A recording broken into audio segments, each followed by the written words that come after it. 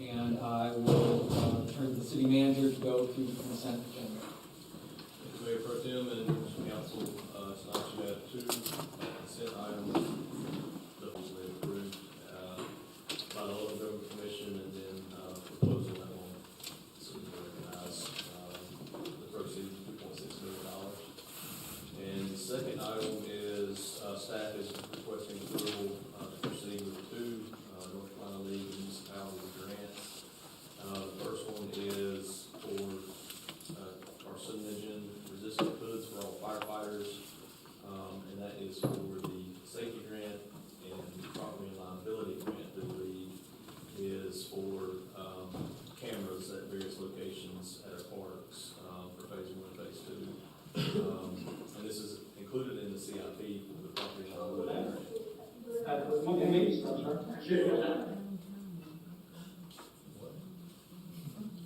And hopefully that's it for me.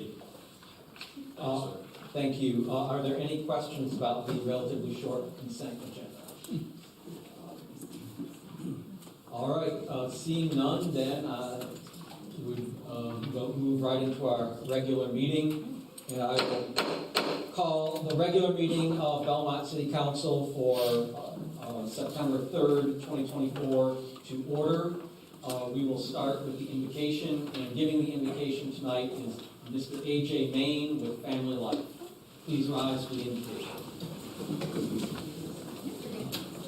Let us pray. Father God, we love you. We thank you for how you provide for us, how you take care of us. Father, I want to just lift up the council, and Father, just pray that you just give them the insight and the wisdom and the understandings and just the discernment that they need to make the decisions to take care of us in this community. And so, Father, we just thank you for their service, and we want to just ask that you be with them as they do that. Father, I also want to just encourage them and lift them up to having lost a dear friend, but also council member, Mr. Turner. So I just pray that you continue to nurture their hearts in that.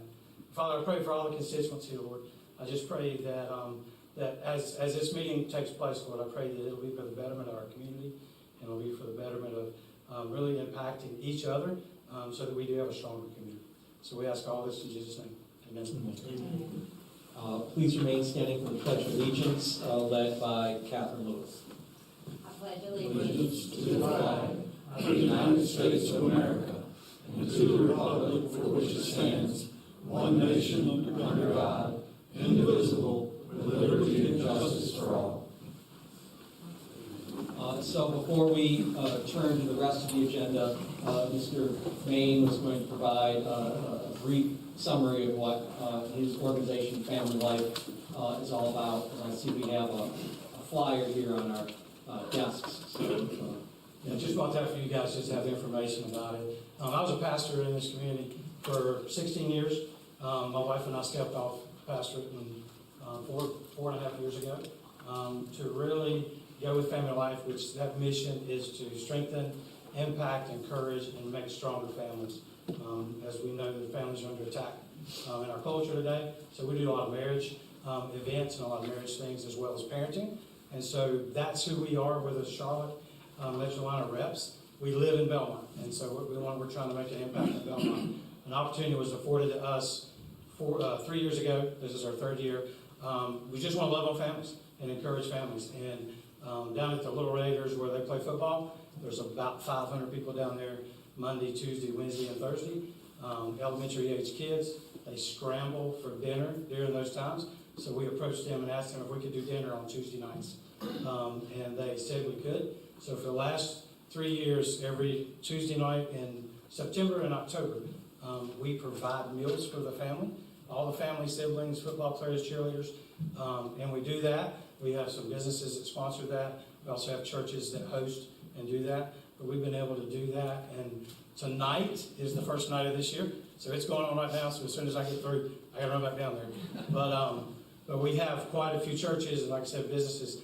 And the sole purpose is to love on these families, ease the pressure so that as they go home, they've got a night where they can relax a little bit and have family time. And also, won't hide it, but the gospel is provided if needed. And so we're really, truly trying to change the hearts and the trajectory of some of the families. And so I'm just want to make people aware that we're down there every Tuesday night, September and October. If you want to come down there and see what's going on, if you want to get involved. I did want to say that I don't want this to be only the Little Red Raiders. That was a great opportunity for us, right in front of us. But any family organization, any family thing that needs that, we want to know about it. We want to know if they need that encouragement. We want to serve them. And so our ministry is strictly serving families, marriages, and helping parents parent in an effective way. And so we're trying to do that, and we want to change the trajectory of this city of doing that. And then obviously Charlotte, we're in Charlotte as well. So just let everybody know that's happening. If you have any questions, you can see me, but that'll be another time because I got to get back down there. Just for reference, it's at Davis Park, right? It's at Davis Park. If city has something at Davis Park, we move it to Boat Club, but it's at Davis Park almost every night. And so the last 3 times, I think he said it, the last 3 times last year, we served over 500 people each night. And so it's it's a neat opportunity, building relationships. Thank you. Thank you. Thank you. All right, at this time, I would entertain a motion to set the agenda. Motion to set the agenda. Motion made by Alex, seconded by Jason. All those in favor? Aye. Any opposed? The agenda is set. I would also at this time entertain a motion to approve the consent agenda. Motion to approve the consent agenda. Motion made by Alex, Second. seconded by Catherine. All those in favor? Aye. Any opposed? The consent agenda is adopted. Moving along to the regular meeting agenda, item C1 is public comment. Thank you. We have several individuals signed up for public comment. If we have, do we have the ground rules? You should have ground rules. We have a slide, yeah. Yes, so there are the ground rules. All speakers have up to 3 minutes on any topic. Please state your name and address when you begin. Please be respectful of city council staff and the public. This is the time to bring a matter to city council's attention. We don't typically discuss the items or engage in back and forth. However, if warranted, council can direct city staff or the city manager to follow up with the speaker on his or her concern. So with those rules in place, and you'll see there are lights up there. When the red light appears, your 3 minutes is up. With those rules in place, the first speaker signed up tonight is Lewis Hunt.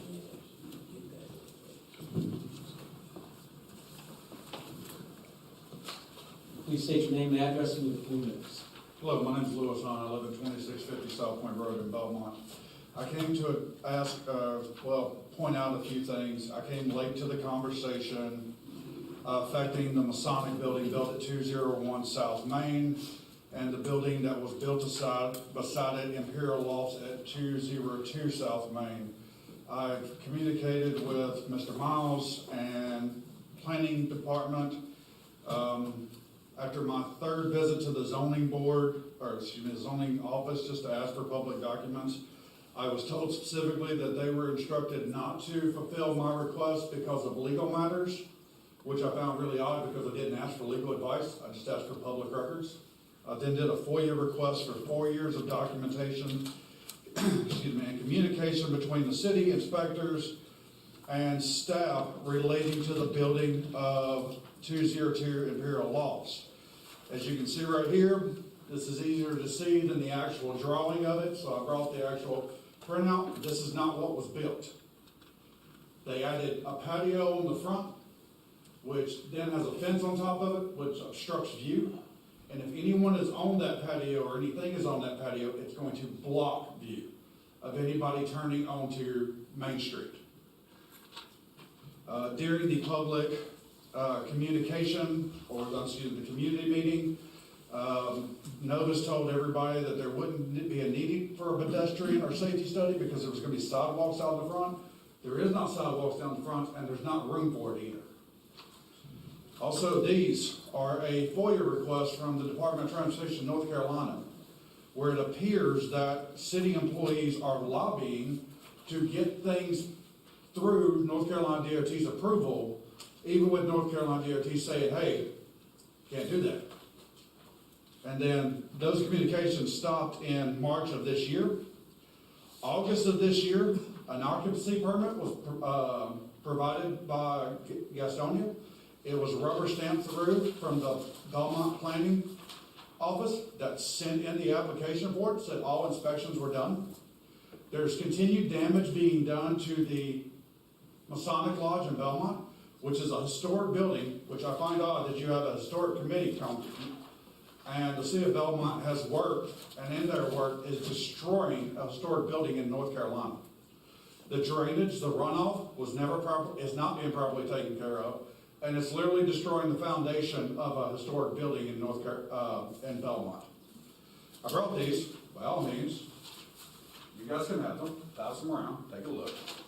Also, in my last 10 minutes, it's taken me about 2 months to get approval to see FOIA documents that I asked for. And my last message was that I had to come in the office. On my last note, sorry, but I'd like to know why FOIA documents cannot just be provided electronically. I work in IT, I know all about IT, they're in a file. Why must I waste 2 days sitting in a city office and then pay $0.25 per page to look through hundreds of pages? And that's just 1 year. I still got and that's because I slimmed down to 1 year. I've still got other years I'm asking for concerning the building of this property and the steps the city of Belmont took to make sure it happened. Thank you.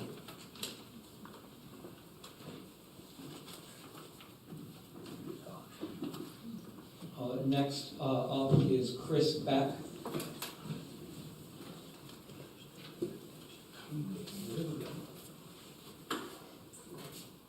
Yes, my name is Chris Beck, and I live at 502 Julia Avenue, and I'm here to discuss Julia Avenue. I know they're fixing to repave it, and anyway, all right, I got this road down. I'm here to discuss Julia Avenue. When the repave goes through, it will become an even faster racetrack just because of the smoothness of the road. This road belongs to the city of Belmont, and the citizens that live on this road do not get what's due them by the city police, which I consider improper task by them to slow down this traffic. It is only a 25-mile-an-hour speed zone through there, residential neighborhood. It is a cut through from Main Street to South Point Road, which a lot of people take daily, and they sure don't care about what speed they travel or how they drive it, going around the rumble strips and not stopping at the stop signs. I have brought this to the previous council meeting, petition that listed nearly everyone on Julia Road that I could get at the time agreeing with me that the Julia Avenue should be a concern about speed. I know that I'm not the only person on this road that has complained over the years. It is not just a daytime problem, it happens in all hours of the day. I know that the police have leniency for not stopping people on this road. I have sat and watched them, and I know that 25 mile an hour is, and 25 mile an hour is not shifting a vehicle into fourth gear. That's closer to 50. I think the only way to combat this problem is for the police to stop violators for speeding on this road and to install rumble strips of 8 inches or higher every 100 to 150 yards that go completely across the highway so that people can have to cross them and not go around. I have asked that the city council come by and see what actually happens on this road the last time I was here. And no one came until I asked Mr. Alec to come, and he did, to see some of the issues I've talked about. There are people who ride bicycles, walk their dogs on this road, elderly people who have to back out into the highway, kids coming from school, walking down together, and there have been numerous wrecks because of speed. And this is sending the police out here for the first week of school is a sham and not coming back the second week. I've got 40 seconds left, and I appreciate y'all's time. Thank you. Next speaker signed up is Phyllis Hayes.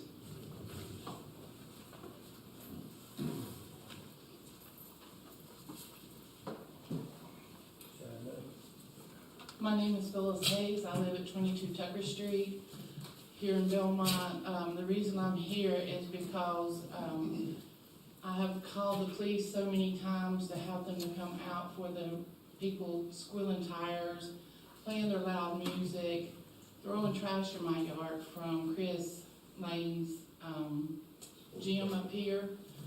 At 2 o'clock the other morning, we were woken up because they were squealing tires on Brook Street, which is right beside my house. My next door neighbor went out and confronted them, and they kind of got mouthy with him and wanted to fight him and even threaten him. And then Chris told them, not Chris, I'm sorry, Josh told them to leave because probably already the police had been called, and they told him that they would be back Thursday to take care of him. And then as they went, they fired off 2 rounds. So I talked to Alex about it. Something needs to be done, maybe closing them down at 11 o'clock instead of letting them stay open. Sorry. Staying open all night long because they're open 24/7. He did put a sign in it saying after a certain hour only members can get in there. That's not stopping them. Again, yesterday I was sitting there and they were squealing tires. 3 little kids come up and sat on my front porch. The reason I didn't go out there is because I'm 70 years old. I live by myself. I don't want to start anything and they know where I live. So if y'all could do something, make where they close down earlier or have the police patrol it. Because I've asked. That's all I got to say. Thank you. Thank you.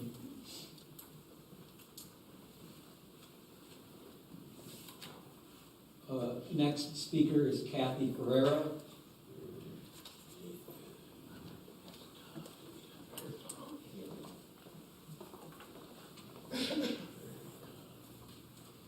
Good evening. My name is Kathy Fuller. I live at 102 Poplar Street in Belmont. And I'm here on behalf of the Poplar Street Historic Neighborhood to read a petition that we were to submit at the last meeting due to the reduced agenda. I'm here this evening. And actually, the person that was coming couldn't come. They were ill, so I'm filling in with that. So to Mr. Mayor, council members, and members of Planning and Zoning, we are writing to express our strong opposition to the proposed development of free lots on Hall Street behind historic Poplar Street. As residents of Poplar Street neighborhood, we are deeply concerned about the detrimental effects that development would have on our community. The proposed development would continue to exacerbate the overcrowding of our street, compromising its historic charm and residential character. Our neighborhood's unique aesthetic, characterized by its historic homes, would be irreversibly altered. Furthermore, the development would exacerbate our existing stormwater runoff issues, and the increase in impervious surface area from the additional housing would likely lead to more frequent and severe flooding, posing a threat to our homes and properties, in addition to what we already are experiencing. Many neighbors that share a backyard with 105 South Central have already spent tens of thousands of dollars mitigating the issue that now will become much worse if this development were to continue. Most importantly, the proposed development threatens to devalue the historic homes on Poplar Street. As a historic neighborhood, the integrity and value of our properties rely on preserving the surrounding environment. Introducing incompatible developments would undermine decades of preservation efforts and diminish the attractiveness of our community to potential buyers and investors, while also negatively impacting the ability of existing homeowners to upkeep their historic homes due to the costs already incurred and future issues that will arise due to the impacts of this new development. We urge you to consider these concerns seriously and to reject the proposal for the free development lot on Hall Street. Preserving our neighborhood's historic character and protecting property values would be paramount in any decision affecting our community. Approving this development sends a loud message to existing residents that new growth is more important than safeguarding existing residents that will echo to all existing homeowners throughout Belmont. Thank you for considering our position on this matter. We look forward to working together with you to ensure the continued vitality and preservation of our cherished neighborhood. In addition to these concerns listed here, one of our other concerns that was omitted was the infrastructure, specifically our 90-year-old sewer system, which is terracotta pipes. At this time, when we have a problem at home, they dig up the road, and then a couple days later they come repave, and they just kind of fix from your home to the terracotta pipe. But it's quite an issue. If any of you have been on Hall Street or Poplar, you'll see there are probably close to 20 5 to 30 patches of repair. So we're really concerned about that as well, and we appreciate your time. Thank you.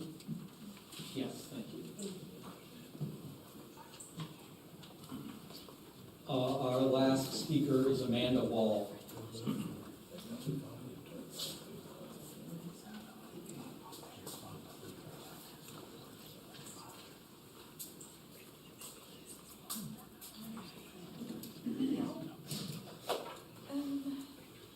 I'm Amanda Wall, I'm over on Rhinestone Drive in Belmont. And today I just wanted to speak in regard to agenda item C3, titled the Historic Preservation Advisory Board Discussion Memo. I was a member of the board and one of the most recent members of the board from 2020 until 2024. And in that memo, it noted, where credit is due, it noted that there was a roundtable hosted with several organizations in the area that none of the board members attended. There were two, they were our chairs. But at the end of the day, we have not met as a board since February 2023. Our March and April meetings were canceled via email from staff, and we've had really no follow-up ever since then. So I understand that dissolving the board just makes sense at this point. And I've brought it up in the past, but I'd like to reintroduce the idea of potentially, in lieu of the 5-member board, to have a city historian designated to be that liaison between staff, council, and all of the local organizations that are putting in those preservation efforts. I know Alex especially has a hand in that right now, but just to serve as a source for educating the community and to advise on any preservation matters, like we were educated from the state and had the guidelines from the interior. Interior, right? Yeah. Okay, yeah. Those guidelines and everything, but I think that's pretty much everything I wanted to touch base on. So thank you, guys. Thank you. Is there any follow-up on anything at this time? I do, a couple of things. Maybe we start with kind of the Hall Street. So we have in the upcoming projects some upgrades to that street, correct, Miles? Regarding the stormwater and curb and gutter and stuff like that. Isn't that correct? For Poplar Yes, Street? for Poplar Street. Okay. But haven't we identified potential other remedies that could be done in the future as well that we may discuss at a future time? Yes, so for Poplar Street in the CIP, there's asphalt pavement and sidewalk repairs that will occur. Given that there's a project of this magnitude, we've looked into potentially a stormwater project as well that would tie in, but very early on in that, we don't know how much that project would be. We hadn't engaged our on-call engineer at this time to get an actual proposal from them to do that, but since we're in the process of repairing that street, we can do anything with stormwater or sewer or anything else like that, now's the time to do it. So, yes, sir. On that note, before you go on out, if you don't mind, the current sewer water capacity study for the rest of the city, apart from what was already completed, that's gonna be included, obviously, Poplar Street, right? It will be, but I think Alex is referring to stormwater. Right, but I'm just saying, to the extent that there's any upgrades or repair work needed as a result of that study on Poplar Street, I'm assuming things will be lined up so that any resurfacing sidewalks and all that will be done after, Correct. right? Okay. I would assume it takes 7 months for us to go through the sewer capacity study for the rest of the city, which would put us approximately March, April of next year. Depending upon what we find, I don't want to delay a CIP project, but it would make sense if we knew there was an issue in that area, do it all at the same time as well. So, And then the development on Hall Street itself, that was something that has already been approved, and that did not come to council, correct? The 3 houses that are being, I believe it's the Andrew Lumberger houses that are being. I'm not sure if it's, there's, is that 3 additional on the backside, yeah, that's there's, on Hall Street. Okay. The 3 that are already cleared, that's a separate. yeah, I think this So this would be a proposed development? It might, yes. Now, I don't know whether it would come to us or not. It would depend on whether they need a special use permit or not. Because the Lineberger did not Johnston Street. Yeah. Yeah, that's the Okay, okay, because I was getting the two confused, I just wanted to confirm that. Yeah. So I think it's the subdivision of an existing property that, Yes. that would, subdivide additional properties on the wall. Okay. Potentially, but I don't know what the stand, what the developer or, applicant stand for that. Okay, all right, thank you. Is there anything? Just for those points of clarification on that one. All right. Thank you. Thank you for everyone who participated in public comment. The next item on the agenda is C2, the Belmont Trolley Project update. And we have several representatives from Belmont Trolley. I see, yes, we have Nancy Litwack. So my understanding of this item was that there would be a brief, and I'm becoming a little bit more optimistic that it will be brief, seeing you walk to the podium. I was about to say.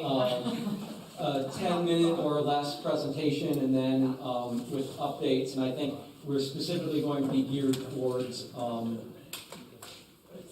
looking at the facility, and then any questions from council. Yep. First question, does this actually work my PowerPoint? Ooh, hot dang. All right. Thanks, y'all. Good to see everyone again. My name is Nancy Litwack. I live over at 204 Muirwood Road in Glenmere, and I'm one of the board members of the Belmont Trolley Group. Actually with us today, and they'll be jumping up, but Rob Presley with Mecca Commercial Real Estate is here, as well as Barrett West with Duke Energy, and Katie Rust is our Director of Project Advancement. We've also got Tim Johnston here from Help Design, an architectural firm here in our own Belmont. And so Rob, Tim, and I will kind of be talking, but let me get started. So this again, that is so nice. Okay, so love when stuff works. By way of a little bit of background, I don't think we need to go that far into it, but why are we so interested in the Belmont Trolley project? Part of that is that we've come a long way in the last 10 years. I have only been involved in part of the board for about 2 years, but we do finally have a path to get the cars out of storage. And in case, I don't know who knows this, I know y'all do, but our trolley cars are actually in the warehouse here at the council building. The original plan, of course, being to link Belmont Abbey to downtown Belmont, but so much more has come out of that at this point. And we think we've got a whole list of benefits that this project creates. This truly is a gift to Belmont. I get no financial benefit from being part of this project. These people don't. This is just something that we have worked long and hard on. Some more than me, most more than me actually, and the potential to enhance the quality of life and provide another layer of something to Belmont is really what our goal is. As you can see from this slide, this project does parallel the NCDOT planned improvements for rail, roads, and city rail trail improvement projects. Obviously, 10 years ago, there were originally no definite plans for NCDOT work on 74 Wilkinson or 85, nor were there plans for a thread trail. We have been working in conjunction with NCDOT with the thread trail plans, with the future road improvement plans, and we believe that when this project is complete, it will actually be more successful in creating pedestrian safety at this kind of buzz intersection over here, as well as providing the historic trolley service to the town. We truly think that pedestrians will be safer, in part because of this project. I don't need to go into this. I've introduced some people here today. I only bring up our governance membership kind of roster to show that we have grown greatly. We've got a diversity of interests and industries spanning a bunch of different people from a bunch of different backgrounds, and that's one of the benefits that we think the trolley brings. To get to some more exciting news, we always knew we were going to have to raise capital. We still are. We're happy to report that as of tonight, we have got approximately $2.1 million in cash, receivables, and assets. So, service components. You see we have three main ones. Obviously, you need the trolley cars, which we've got here in the warehouse. You need a rail line, and we've got a commitment from the state on the rail line here in Belmont. And then, of course, we need the trolley barn, or the facility, which is what we are here to focus on tonight. And as I kind of close my portion of the presentation, we always have to say how grateful we are for UNCC. We always knew that we weren't going to be able to have those overhead lines for the trolley, and so we've got instead a power supply built on electricity. And UNCC has been our brain trust with that, with their studies in clean technology. With our UNCC partnership, we have not only designed and built, but we also own our power car. There's the UNCC team, and there's the power car. So I'm going to hand it over to Rob now to go from there, and then we'll get into the facility design parameters with Tim. Thank you. Thank you, Nancy. Yep. Council, good evening. Thank you for allowing us to have these 10 minutes. So Nancy did a good job of giving you background and understanding where we are. From the beginning, this thing, we knew in order to make this successful, we were going to have a partnership between the city, the state, and Belmont Trolley.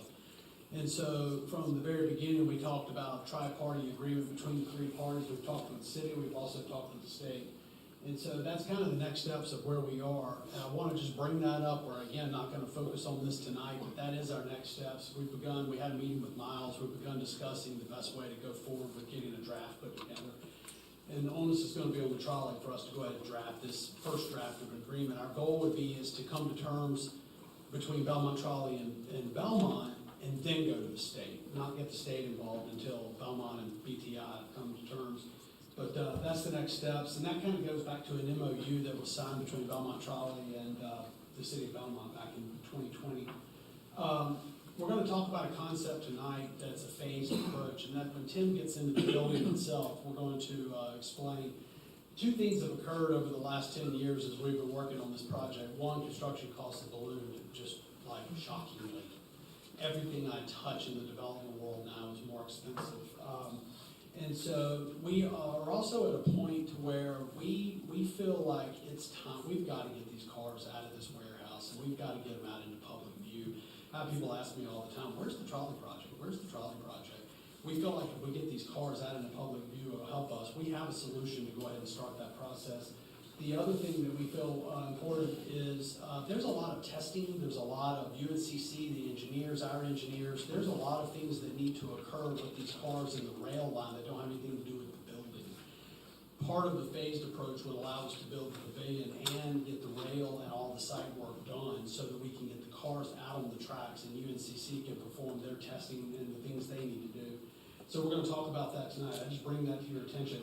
The difference in cost between the pavilion only for now as phase one and the full build out, you can see is somewhere between $2 to $4 million. These numbers are still being worked on. These are rough estimates, but I think to build the pavilion and do all the site work and all the rail work is probably somewhere in that 2 to 2.1 range. I think full build out is probably not quite 3.7, but it's a pretty big difference between the two. So, no news here. We have always contemplated the same site. Nothing's changed. How the building's positioned on the site has changed a little bit, and part of that is really driven by the potential thread trail that would come and pass right by the trolley barn. But to orient everybody, you got Glenway on the right where the public parking lot meets the main rail line. You got Catawba Street. It winds around those properties there at the corner. Then you have the historic PNN line, which runs and it stops at Glenway. It used to go past Glenway, and if y'all remember, there was a couple of trains that sat for years out there at Main Street. That track's been pulled up. Part of our plan is to pull up some more of that track. The DOT has said it's just unnecessary at this point, and possibly even reuse some of the rail. But then you have placement of the building, strategically placed for visibility reasons, also topography reasons, also the weird shape of the lot, also in the back of the parking lot, so as not only not to reduce any existing public parking, stay out of the public parking that the city has a lease on with DOT, but also to allow the public parking to be expanded as part of this project. As you see, it's got a curve at the top up there. One of the things we're looking at doing is straightening that out and adding probably another 20 parking spaces to that lot. So the phases we're at, sketch plan submittal's been made to the planning staff. They have made initial comments back to us based on the plan, and we did have a second follow-up meeting to that, and so we're continuing to work through the planning staff on our site. Tim's gonna talk a little bit about the specifics. The building originally, the other reason why costs for this project have gone up is because the building size also went up. We realized the first pass of building we did was about a 5,000 square foot building. We realized to make it an event center, to also include public restrooms that could be public restrooms and part of the thread trail plus a catering kitchen, we need a little bit bigger building. The other thing that really brought the size of the building up is having a canopy that would allow for the cars to be pulled out of the building during events, or to have the cars in the building and have public events outside in a covered area. And Tim, again, will share with you a little bit more on that. That's the covered area, which is about 4,300 square feet. So it'll be about a 10,400 square foot total undercover facility when complete. Connection to parking, existing parking, Tim's gonna talk about. The connection between the rail spurs, very tight down there. We're working with a national rail engineering firm, AECOM, who knows the city's rail engineers really well and the state's engineers. And so it's worked out great because all those guys know each other. It's a small community. But we have figured out our engineering on the rail and topography. We also, again, have room for a trolley stop up front that's not undercover. And then lastly, we've pushed the building back slightly to allow for future connectivity of the thread trail. Currently not designed in the city's plans. If you look at the city's thread trail plans, it kind of abruptly stops at our intended trolley site. But we have taken some liberties with what could be by bringing it ultimately all the way out to Glenway Street instead of cutting across the public parking lot. Hardscape patio in the front of the property. I'm going to turn it over to Tim for a little bit, and then I'll be back to kind of close up some of this stuff. But Tim's going to talk about the facility, how we got to where we are with the sizing and the space of the building and the covered area.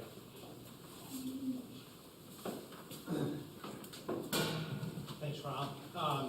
My name is Tim Johnson. I'm president of Health Design Architecture Interiors, a Belmont-based design firm. Been working with Belmont Trolley for about 4 or 5 years now. So this is a particularly exciting moment for a lot of reasons. Financially, I think we're about to see a building come on the ground, and I think a lot of folks are excited about that. Some details about the building, and this is have the laser pointer by chance? No, it's okay. So in blue, you have the covered storage event space. It's about 3,400 square feet. And then in the lower right, you see a note that says reception. So there's a front desk there. You can see a few steps on the right side of the plan. That goes up to a mezzanine area above the spaces I'll talk about in just a moment. Rob mentioned the covered space, which is just outside of the building. In this plan to the left, you can see we're showing a trolley pulled outside of the building under that cover. And you see a white rectangle inside of the building. We've labeled that as CART. That's the UNCC CART they've designed to provide power to the trolley that makes them go. And so the building is very much designed around that relationship. Okay, and so to the right, you see the gray sort of L-shaped connection to the existing parking lot. And you can imagine a catering truck pulling into that space and then backing up to the building where we have a door and a catering space for delivery and then distribution of stuff inside of the event space. Men's and women's restrooms. As currently designed, we have connectivity on both the inside of the building and the outside of the building. So if the city desires to have restrooms available to the public, that's an option. You can imagine with the rail trail connection and the opportunity for a trailhead with a little map, perhaps some history about the trail and Belmont, and an opportunity to say, hey, restrooms are around the corner. As an avid hiker, I can tell you having restrooms at a trailhead is nice. And then a utility space, we have to get utilities into the building. Event storage is next to that, so tables and chairs when not in use, and then UNCC engineering lab. connectivity between the inside of the building and outside. So there's large doors on the left plan, to the left side there, and that's obviously for the trolleys to go in and out. And then we have a number of pedestrian-sized doors that face what we're calling the hardscape event patio. So you could imagine farmers markets events happening out here, particularly under cover and inclement weather, as opposed to down in the park, where I think they currently have. Some rendering images of what the building could look like. I can tell you we've done a number of studies on the structure of the building and a cost-effective approach for that. And right now, it appears a steel frame building is more cost-effective than, say, mass timber, which is something else that we've looked at. And you can see in this image, there are large trusses that span a 50-foot dimension from one side of the building to the other. We're looking at a trolley just under that covered area. In our foreground, we see a couple of people walking on what could be that rail trail connection up to the hardscape patio I talked about in this previous slide. And just a side elevation, same building, we're imagining a brick wainscot up to about door height and then some windows above. Keeping in mind historic trolley barns throughout North Carolina and the country, and of course our local context as well. Just another side elevation of the building, again with the notion of a rail trail. A perspective of the building. The one thing we really like, particularly about this image, you can see there's tongue and groove wood deck. We'd love to see that as a roof deck to really warm this space up. It's not dissimilar to the pavilions you have down at Lofton Park. In this image, we can actually see into the building, the set of steps going up to the mezzanine, above the restrooms and the catering space. Rob spoke previously about a phase 1 pavilion. That's what we're looking at here. So then, again, this would get the trolleys outside of storage and into public view. You can see the trolleys are behind a decorative security fence, probably necessary to keep them safe. Again, that side elevation. And then inside of that space, and you can see that decorative secure fence. Just another view.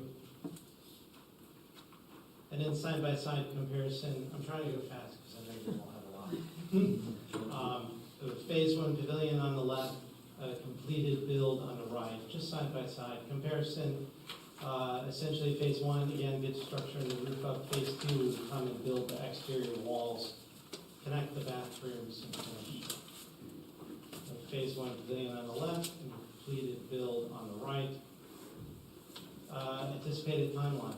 I think for purposes of today, it's more interesting to discuss how long it will take for construction. So if it's just a pavilion, 4 to 5 months should be fairly reasonable. If we're doing the full build, we're thinking 5 to 6 months.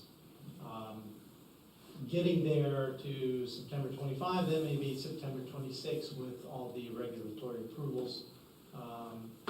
But we'd like to see it sooner rather than later. And so to that end, I'll let Rob close it out. Yep. As you can see, 10 years ago, this thing was small, and it's grown over time, and it's not grown because we wanted it to grow. I can assure you, I wish I was riding on trolley cars now, but it's just, as one thing's led to another, it's like, well, if we did this, we'd get this benefit, if we did this, and so we are up to now what I consider to be our main 5 pillars, which is the original goal of linking downtown Belmont to Belmont Avenue. That was our original goal from the beginning, watching kids straddle roads to get to downtown. But it became an economic driver. I mean, the amount of people that will come and participate and visit in this, not only for the trolleys, but also for events, promote STEM education. This thing with UNCC took on a whole life of its own, and it's actually amazing, the kids that are involved. And these kids that have been helping us design this stuff, these are really smart kids. UNCC sees an opportunity to go to Gaston County schools and work with the kids in the schools to help participate in some of these programs with this education, the STEM education that's going on. Provide Belmont a meeting and event venue. Other than this space, which is really a municipal event meeting space, there is no event venue in downtown other than maybe a restaurant or a pub. This gives downtown the space that it needs to have community events. And then the last is promote the history of textiles and rail in Gaston County. Textiles would not have existed without rail. And so there's a whole long history, and we have people that are so ready to start telling the story of Belmont and textiles and how it all came to be. So that's kind of our main pillars, but there are many more that go along with this. I'll close with this. I said earlier, talked about a tri-party agreement.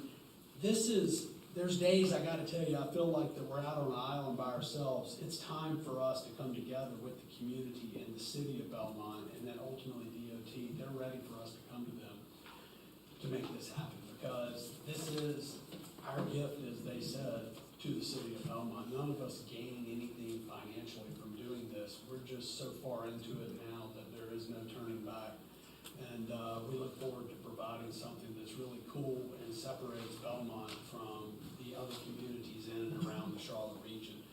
There's nobody in the Carolinas that has historic trolleys running in their downtowns. And the economic development that will come as a result of that, with hotel nights and seats in restaurants and shops being shopped, this is what we want for our citizens, is to be prosperous. So I'm open to any questions you have. Tim's here if y'all have architectural questions. The pavilion, the phased build out, you may have some questions centering around that. I'm happy to talk about that. Any Questions? First off, I've enjoyed watching this project evolve. I think it was probably at least 6 to 8 years ago. I remember we were over at Ron's house talking about the concept and the grant potential and those kinds of things. So I've enjoyed getting to learn more about the potential, especially the pavilion is obviously appealing, I think, from the city standpoint. The agreement that you mentioned, that that you're going to be partnering with the city initially to draft that initial agreement that would then eventually tie into DOT. Do you foresee that governing the whole project or just the pavilion portion? Or, excuse me, let me back up.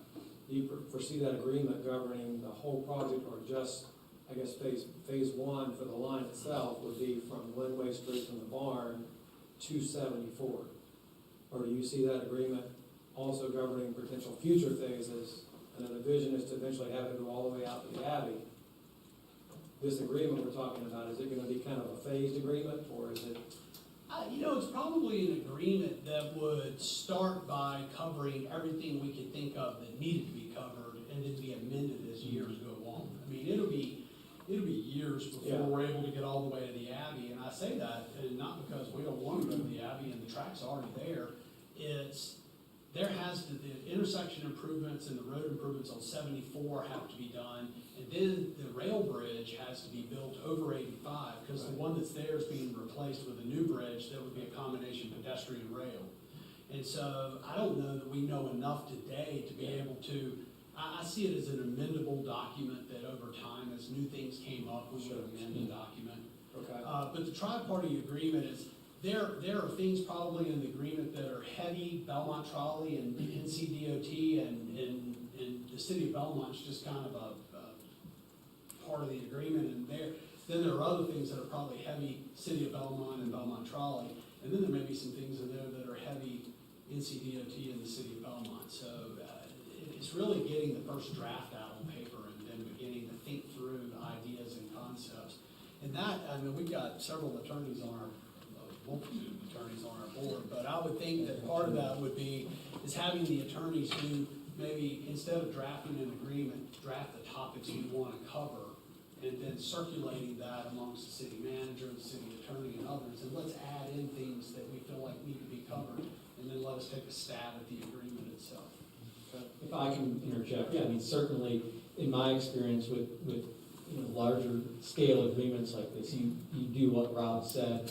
You think of everything that you can, and then when you move to the next phase, you might have an amendment, first amendment, 42 amendments by the time we're done. Yeah, I don't know, I've never gotten that far, but we've certainly gotten up to like a Sixth, Seventh Sure. Amendment, so. Yeah. And there'll be That's future reasonable. councils, future board Sure. members. I mean, I hope I'm not involved in the 42nd Amendment. Yeah. You can also put some term limits on any agreement, you know, that it's only good for however long, at which time we'll do another one, or. Yeah. We covered this before. One of the main things between the city and Belmont Trolley that I want to reiterate, and I want to make really clear, because this keeps popping back up again. The intent from the beginning, and unless something changes, everything can change going forward, but the intent from the very beginning is this. Belmont Trolley is going to build the facility. Belmont Trolley is then going to donate the facility to the city of Belmont and have a perpetual lease back for $1 a year for the facility that Belmont Trolley will operate and pay for all operating expenses related to the facility and the operations of the trolleys.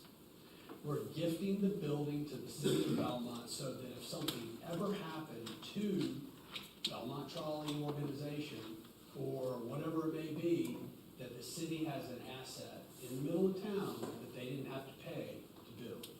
Now, do I think that'll ever happen? No. But I'm an optimist by nature. But no, we see the trolley operating for decades to come. And if you were not, let's say, renting out the pavilion to, you know, privately, if the city needed it for some specific event, I'm assuming that agreement's gonna govern sort of the terms of space usage by the city versus a private party. Absolutely. The city of Charlotte with Spectrum Marina, I will use as an example. The city of Charlotte owns Spectrum Marina. They lease the Spectrum Marina to the Hornets. The Hornets operate and run the facility.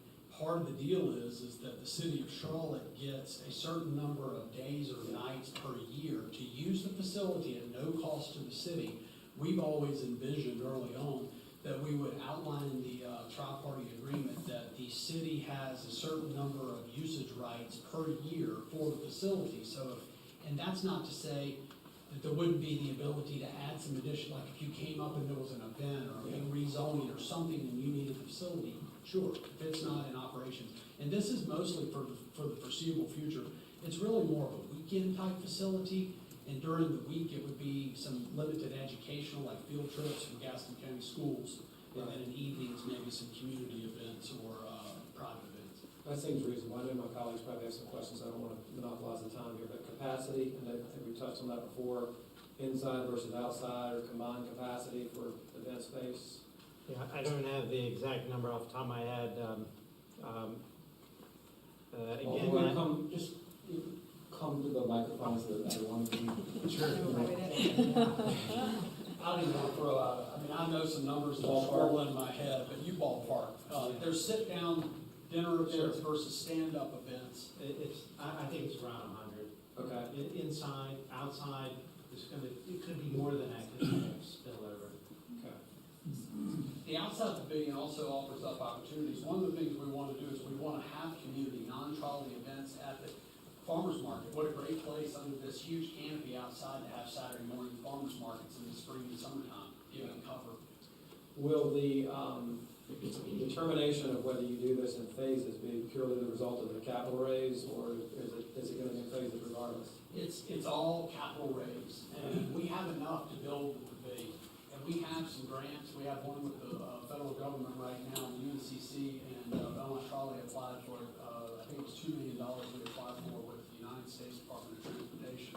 Yes, we're aware of that, 'cause we, Oh, yeah, it's a city. under our auspices. Yes. We feel good. We won't know till October. We also have some corporate sponsors that have said that we're getting close, and they've all been waiting for us to pull the trigger. So we feel like we have more funds coming in. And it may be that while we're under construction for the pavilion, that the rest of the funds come in, and then we can decide, do we want to go ahead or do we want to give it a year? What we don't want to do is we don't want to wait for the last dime, then start the process, then do the testing of the rails. 30% more. Right. I mean, let's just keep moving this thing along, and the structure does not change. The walls that you see in the enclosed conditioned structure, those are, the pavilion has to be built before that can be built anyway. way. So we're not like doing something that would have to be Sure, undone, sure. build the interior.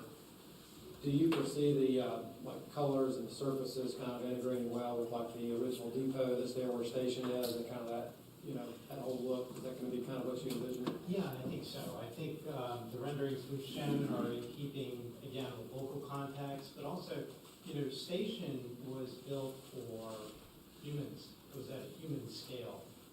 This is built, and these were historically built to house trolleys. So they're by nature much larger, Sure. fitting much larger. Trains didn't go into the station, the P Right, station. right. People did, to Right. this point. I was thinking about the surfaces and the paint Sure, texture, yes. colors and Yes. materials and. Work around the base, pouring the batten on the side, and then using color schemes that would have been representative of back then. We've always said, as we went through the design of the building, we want something that is modern in nature and in functionality, but we want something that pays tribute to what would have been. So we've looked at train stations from around the southeast as examples. Thank you. Any other questions? Thank you so much for the I time just, you put in this. just one more thing. Sorry. I had a question about parking. I mean, I think certainly, we would all be in favor of adding more spaces, as you indicated in the presentation, 20 is your estimate, but how would this work in terms of events being held at the trolley barn? Would the parking come from what's already there? In terms of spaces, where, you know, if you're having such an event, are people just gonna park in the Glenway lots and?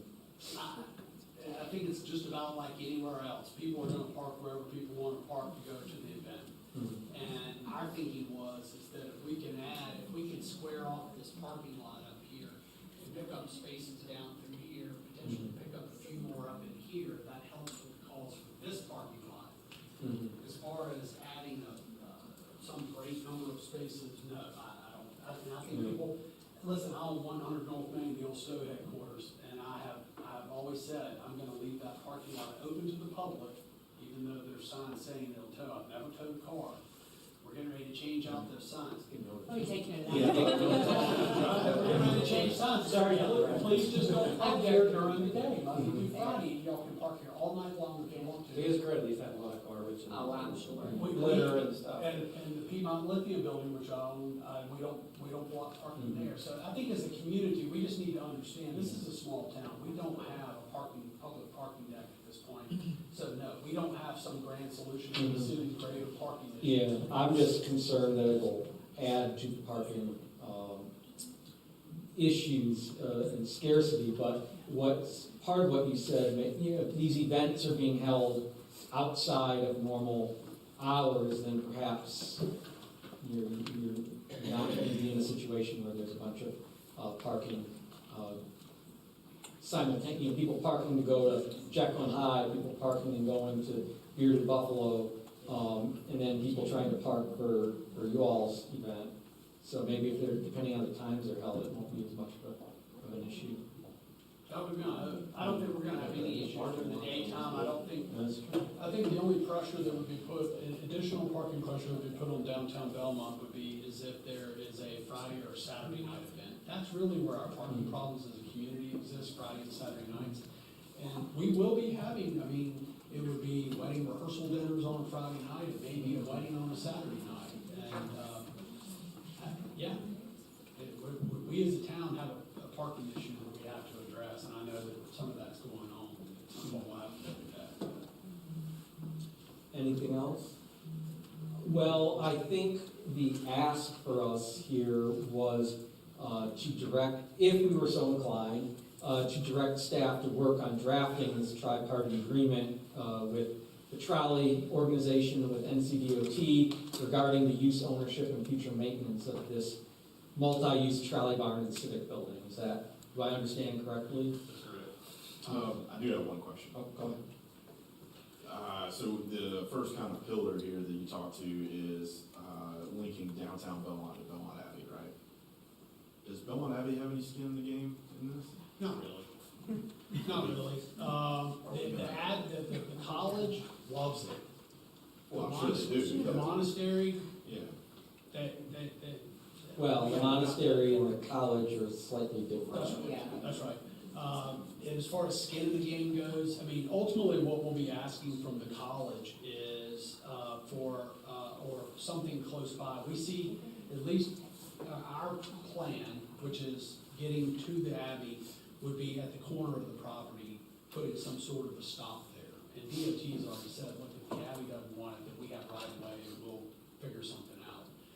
DOT's this rail is there and it ain't going away. As a matter of fact, it's getting improved as part of this overall project. That's number one. I mean, this is a historic rail line governed by the DOT and SHPO, which is the State Historic Preservation Office. They've already arranged for improvements to occur beside Goodwill. They've arranged for a new bridge to go over 85 for the rail. So the rail's not going away. No. What's being added is a pedestrian trail beside it, potentially, and finally putting cars on it to use it. But those cars that we're running, these are limited service cars. I mean, maybe 5 trips a day on Saturday. Well, yeah, I'm just thinking down the road, eventually, I mean, just being realistic, most of the members on this trolley are gonna be college students going to and from the bar. Yes. But I think the issue too, whether it's the Abbey or Belmont Trolley or the city, the issue is gonna extend to the 74 crossing. Oh, absolutely. You're talking years. Yeah, but I'm just asking, More what than- is, has there been any talk about Belmont Abbey? Yeah, we had, years ago, we had some initial talks, but because we're so far out from that phase and MOU or tri-party agreements that would address the next crossing, the 74 crossing, that's gonna have to be figured out long before we ever pull the first trolley up to it, because the rail is there and it's not going away, and DOT's not gonna let it be blocked. And the thread trail contemplates going exactly through the same intersection, so the trolley cars and the pedestrians are gonna follow the same crossing over 74 and 85. But yeah, they're watching this, and if you really wanna know the big picture, I hope someday Mount Holly has a Mount Holly trolley. Because if they did, then they can come from Mount Holly and link back up. And my bigger hope is, in the DOT, two of the board members of the North Carolina Department of Transportation, they'd like to see more high-speed streetcars like in Charlotte run from Gastonia back to somewhere in this area to get people over to get trolleys. Historic trolleys could never make it to Gastonia. It may take all day. Well, yes. Does that answer the Yeah, question? that's all I got. So, grandiose future visions notwithstanding, the more immediate task is this tripartite agreement. So is it fair to say that our direction would be for staff to start working on this tri-party agreement that's been discussed for so long, to actually put pen to paper? Yeah, I agree. I think we need to get some. Does that require a vote or a motion? Or just direction. Direction. And just to be clear that it's going to be the Belmont Trolley that's taking the lead on the tri-party agreement. We'll review, we'll send the bullet points over, talk to them, they're going to take the lead on that, correct? Mhm. Well, it will be exciting to get DOT to put something right in. Yeah, well, they've asked us the last 2 times I've talked to them, when are y'all gonna send us something? And I said, we're working on it, so. Okay. Yeah, I think it's fine. Again, I've sat through a few of these meetings and have supported the trial. I think it's a good project, see it forward, so I think it's fine. Is that clear, Miles? Yes. All right. Well, thank you so much. Thank you. Thank you all, thank you for the time. All right, moving on to agenda item C3, Historic Preservation Advisory Board discussion. Is that Tiffany?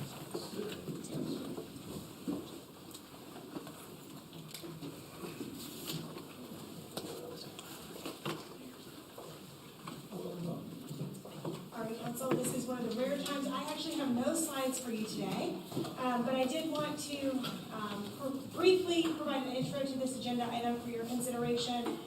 And included in your agenda packet is a memo that's been provided by the Planning Department, largely drafted by the late Alex Robinson, for your consideration and thoughtfulness on this matter.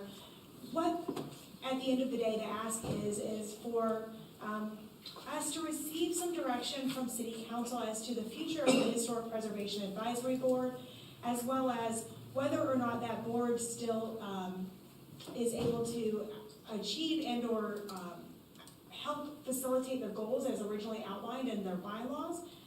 And so if city council is interested in keeping that board alive, we'd be looking for some direction about how to do so with the current limitations on the membership of that board. Alternatively, after reading the memo, if you feel like the action items that were originally charged for consideration by the Historic Advisory Board could be carried out in partnership with the city of Belmont and directly with organizations that are actively involved in this work in other ways to support that effort.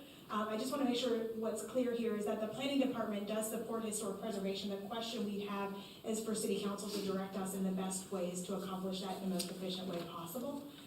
So I've included in the memo for your consideration as well some of the other great organizations that are here already locally, both within Belmont, Gaston County, and the state, that are focused specifically on historic preservation.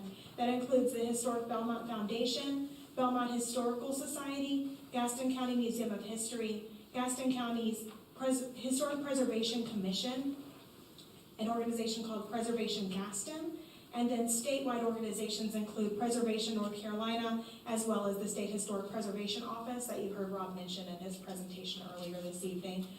Those organizations, there are descriptions in the memo of the specific work and focus areas of each of those.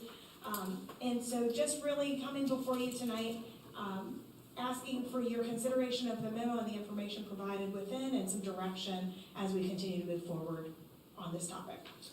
Maybe the first one you might not hear, but when the first one was created, there was, parks, you probably know this one really well as well, but there was kind of an uproar in regards to what this board should be able to regulate, or if they can regulate anything within a historic district. So we have a national historic district, which doesn't necessarily mean there's any regulations tied to it. If you went further to establish a designation, I believe parks is like a local designation, then you're able to regulate homes within that local designation. That is not what we have. So the intentions initially is they disbanded the first board, is that right, Parks? And then created the second one. Jim, I believe you were on council when this one was created. I don't know if I was on when it was created. We were certainly filling positions. Right. And so this one became more of an advisory. And like Tiffany mentioned, the Gaston County Preservation Advisory Board, a lot of the folks through the homes, that's who they have to go through to get the local designation. So there's little white plaques that you see out in front of the homes. So this board has kind of sat in limbo for a while. I think one of the initiations was, or one of the goals was that this was going to be kind of a local resource for education, which I believe some homeowners have reached out to this board for education. That's right. Yeah, sometimes, and really, I think there's a page on our website that talks about, if you're interested in learning more, here's some resources. And those resources were pulled together by the Historic Preservation Advisory Board and are still active on our website today for anybody who's interested in finding that information. Yeah, and there were some good partnership meetings that they had. But right now, the limitations with the board appointments, I believe, the majority of them have to live in the historic district. Is that correct? That's correct. There's a certain number of members that have to live within that district itself. And then there are a couple of spots open for those that live outside of the district. And when we were filling board positions, when I was on the board, that was always the issue, was finding folks within that historic district because of the limitations there. I mean, I don't know if it's worth, what I'm trying to teach, I don't know if it's worth maybe try to retool and try it again and see what happens. We do have a lot of great organizations out there, but they can work collectively for the same goal.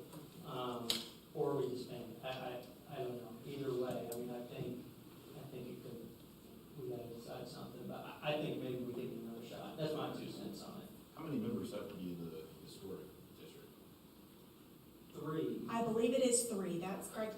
And, one of the questions that we have, just for clarity on our end, is traditionally when that board was active and operational, the planning department was charged and tasked with overseeing that board. So creating agendas, taking, normally falls on the people that are assigned to that board itself, right? So in addition to having to live within a certain area, there's also a level of commitment for each board member that serves.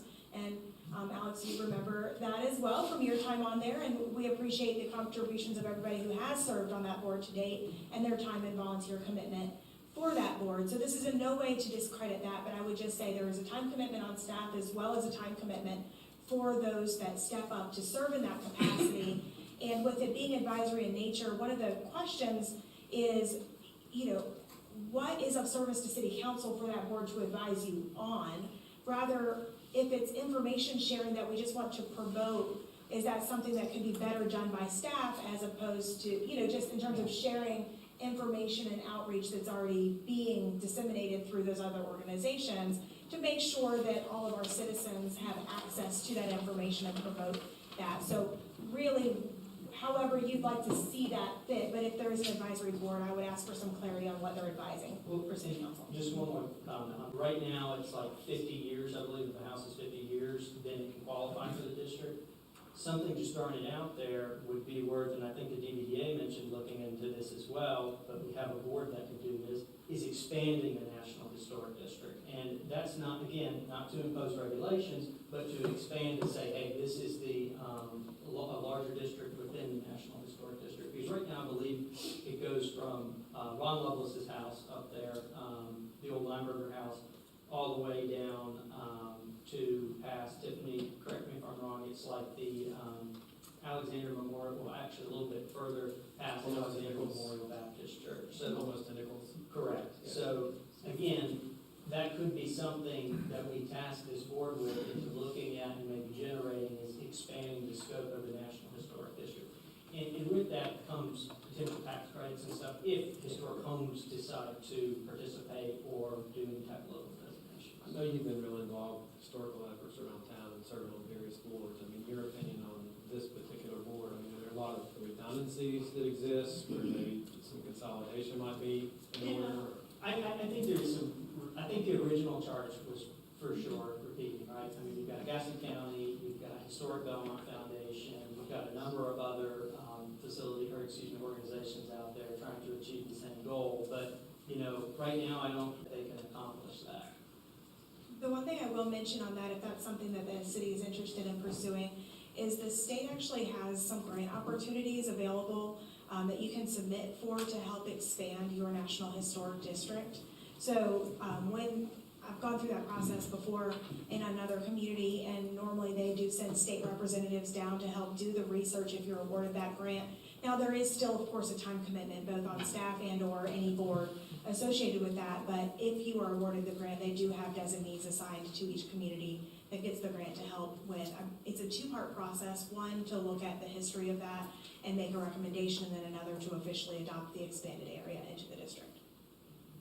So it would potentially be 2 grant cycles, but one would have a further report of potentially eligible boundary expansion areas. And then that national district expansion is separate from any promotion of any local designated historic structures that we might see as historic that need to be designated, but are not currently on the list with Gaston County for that tax incentive. Rehabilitation of existing historic structures through grants or historic tax credit for renovations, both for commercial and residential structures. Whereas the local has a little bit more teeth to try to delay some of the demolition of those historic structures. And that's why promoting and advocating for both and what the benefits of both of those are is beneficial. And just, we're looking to you guys just for direction on how to best do that in a way that meets the needs of our community. So it sounds like the question before us is to maintain the existing advisory board and clarify the mission. That's right, correct. for you, versus delegating those responsibilities that we feel like need to still be provided going forward, but on the city's, under the city's purview, right? That's correct. City staff, both would still be the city, right? It would Right. just be one would be primarily on the staff versus having the advisory board. Right, help we out either with the- oversee the board or we would just directly do the work. Alice, do you have any thoughts on that? For the advisory board, I'd hate to set up a new advisory board and then only have like one task. If they have a continual thing that they need to do, I think that's important that be reestablished, which means you'd have to have new applicants to submit their application. You go through that process to appoint people to the board itself. So it's already, the setup is already there. I just want to make sure that there's enough to actually actually do, on a monthly basis, if we're gonna be meeting, you just don't wanna be meeting to be meeting for nothing. So if that's important, to, like, we've got these certain things we need to accomplish, we need to outline those items. And right now, I feel like, since they hadn't met in so long, they hadn't tried to call a meeting, as far as I know, it seems like it's kind of gone by the wayside. Therefore, that's why we kind of talked about it, is now the time to dissolve the board, because they hadn't been meeting for quite some time. When was the last time they had a meeting? February of last year. So, February?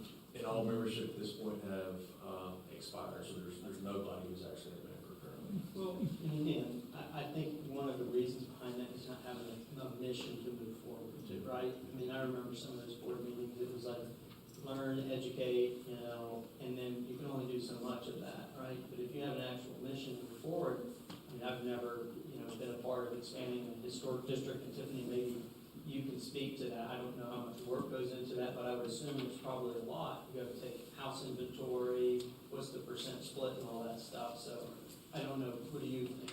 Yeah, so the last time I was involved in that, and certainly the processes with the state, it's been several years, so they may have changed. But the state primarily did a lot of the research work.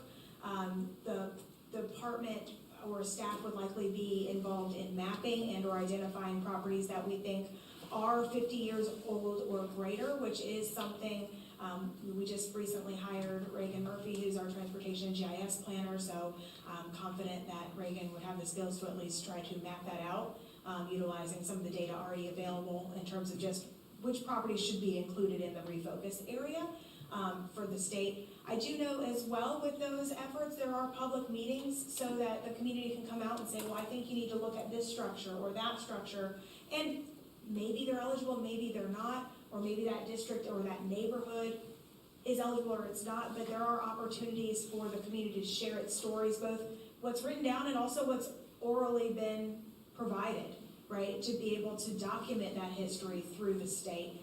So I guess I'm not really quite sure because I've never had the opportunity to work with a board on that application. So I'm not going to say that more people is not better than a couple people. But I also would say that sometimes we should be mindful of volunteers and their time commitment, and when we are appointing new board members, if that's the direction you all would go, making sure it's clear if there is a significant time commitment, what that is, and to make sure that those that are selected are able to do that. We have, I mean, me personally, I'm passionate about a lot of things, but after work, I might not have as many hours to dedicate towards that passion project. Well, what would happen then? You say that needs a mission, and the mission would be expanding this. What happens when that mission is accomplished? Does it just go away? Well, again, I don't know how long that mission will take, right? I mean, I think that's the question. I mean, if you're talking about a couple of years, then yeah, it makes sense. If you're talking about maybe a couple of months, then that doesn't make sense. I don't know how long that process takes. I would say it's probably a couple of years, probably 2 minimum, 3 to 4 more probably. I mean, the way I look at it is we have a board right now. You know, we adjust the mission statement on it, re-advertise it. This is what the purpose of this board is going to be. Go through the applicants. If there's no interest, terminate the board. If there is interest, well, now we just have a bunch of volunteers to help Tiffany and staff potentially with achieving the end goal if council decides that should be. And how would we go about changing or amending the mission? Would we have to amend are there bylaws? Would we have to amend them? Would we just say, well, the mission's now this? How do we do that?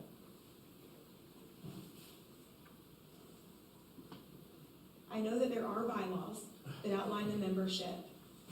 The exact process on how you all do that amendment will lead to parts. But either way, we're saying the sole purpose for this board, should we decide to maintain it, would be purely to look at expanding the historic district, right? It's just a thought. I mean, it's. But I mean, is there any other significant responsibility we would charge them with? I mean, again, the education piece alone, you can't force a homeowner to go designate their house, right? So again, it was the idea is that you have local type of sounding board that you can go to get this information from. But I mean, I'm sorry, go ahead. No, I agree. I think it's beneficial to have kind of like a local subject matter expert on this instead of having to go out to the county or something like that. I think that is beneficial. Well, we do have a property that's gonna be up for designation soon, and as far as I'm aware, they've been working with the county in terms of that designation. So if they're able to do that, and that seems to be something that's tangible and realistic, is assisting people with that designation, but if they're able to go through the county to do that, what do we need our board for? Yeah, and that, I mean, that was the challenge of this board, Yeah. right? I mean, My thought is, you know, pursuant to the memo, we've been going down this road for 10 years and no iteration seems to have been particularly successful or of long duration. Perhaps the time has come to end this experiment. Yeah, I would tend to agree with that. I don't want to be any staff, you know, for things like this. It would seem that that's going to be the sole purpose, you know, perhaps that's something we could, either through sharing with volunteers or, you know. And of course, we have a number of the other organizations for reference, the Historical Society, Gaston County Historical Preservation Commission, Museum of History. So I don't know. It just seems like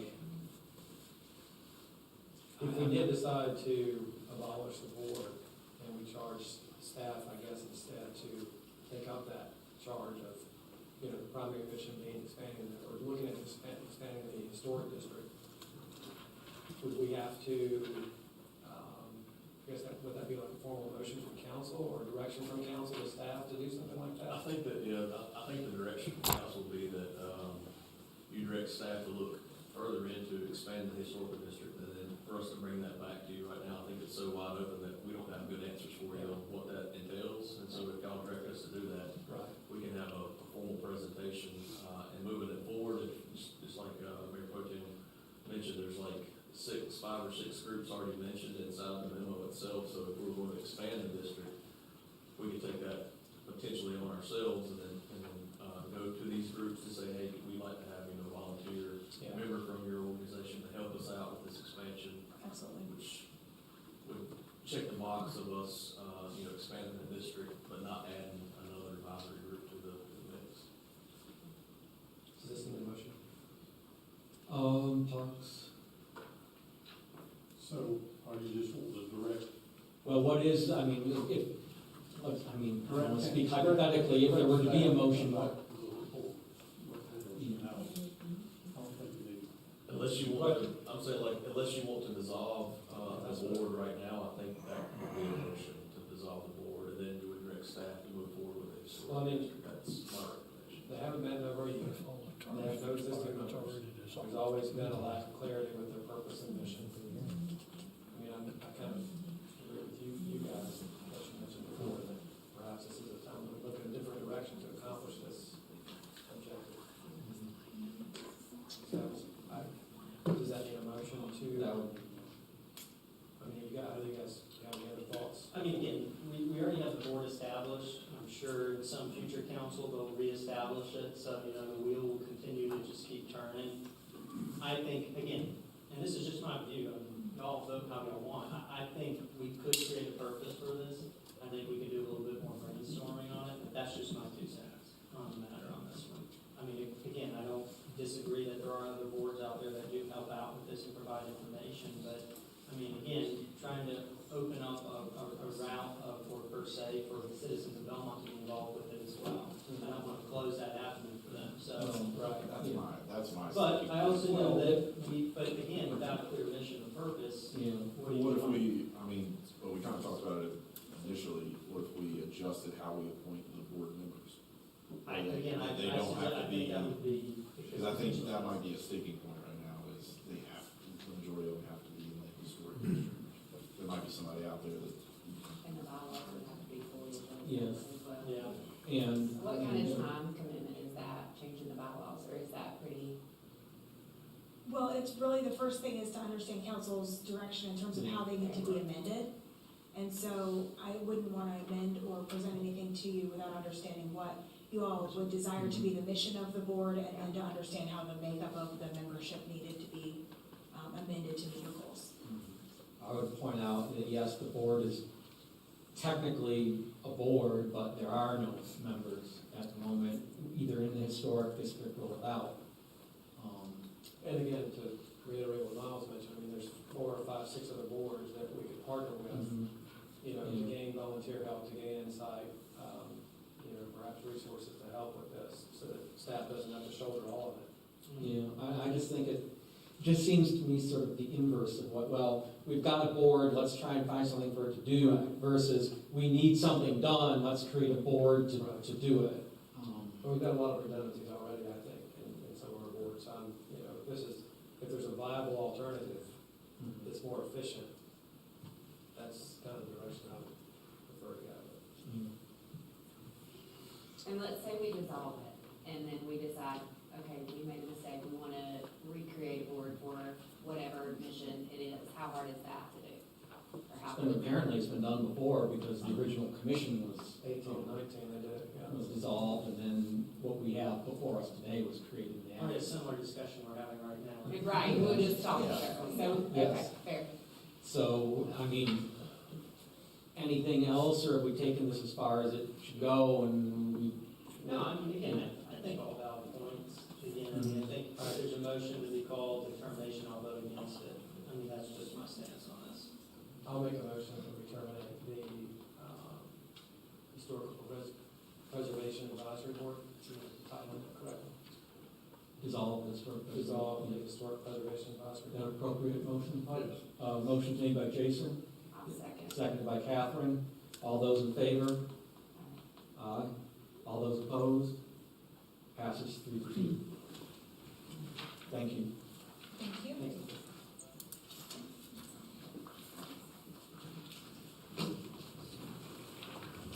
All right, the next item on the agenda is Oak Street Traffic Calming Device Request, C4.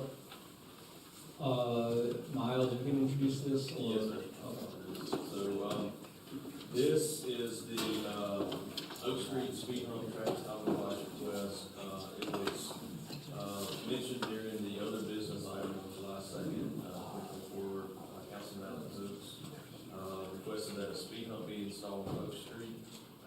And then after that, we processed, this request to the traffic calming criteria and guidelines. This process is now complete, and I shared a memo with staff's recommendation to you all, I think 2 weeks ago now, and it was requested that it be added to the council agenda. Included inside the item is the memo from Jonathan Wilson, the Public Works Director, to me, in which I shared with you all dated August 23rd, 2024. There's also the Belmont Police Department traffic study results from the start date of July 2nd, 2024 to July 9th, 2024. And it's also included is the City of Belmont's traffic calming policy criteria and guidelines that we followed as we moved this request forward. There's several procedures that we went through, and we got to item number 3, and that's where it generated this memo that went back to you all, where staff is not recommending to install a speed hump on Oak Street. So Mayor Pro Tem, I'll turn it back over to you at this time. All right, thank you. So, discussion, I think we do have Jonathan Wilson and Chief Walls here prepared to address any questions on matters within their sphere of influence. But I guess, Alex, this was your request, so. Yeah, I can start us off. Yeah. So look, and I think, Jim can probably attest to this, at least this part here. So being on council for 3 years, there are certain roads in our community that just continue to pop up that seem to be what I call problem childs. And, folks are saying they're speeding, danger to society, whatever have you. And Oak Street is one that continues to pop up, and so happens to be one that I've seen firsthand as well. I have some other stuff for other business. There was a gentleman that spoke earlier on Julie Avenue. I'll bring that up later. But I know we have this existing policy, and maybe this is more of a brainstorming type of discussion here, but I just feel like there's a disconnect between the residents themselves when they're saying this is an issue, and then we go down the route, and then maybe the study comes back and it says, well, we don't need it, and then it basically just kind of kills it at spot, and that's where it stops. And then another year goes by, or a couple months come by, the same street comes up, all right, we're gonna do the study, and then, by the way, it doesn't need it, we'll kill it again.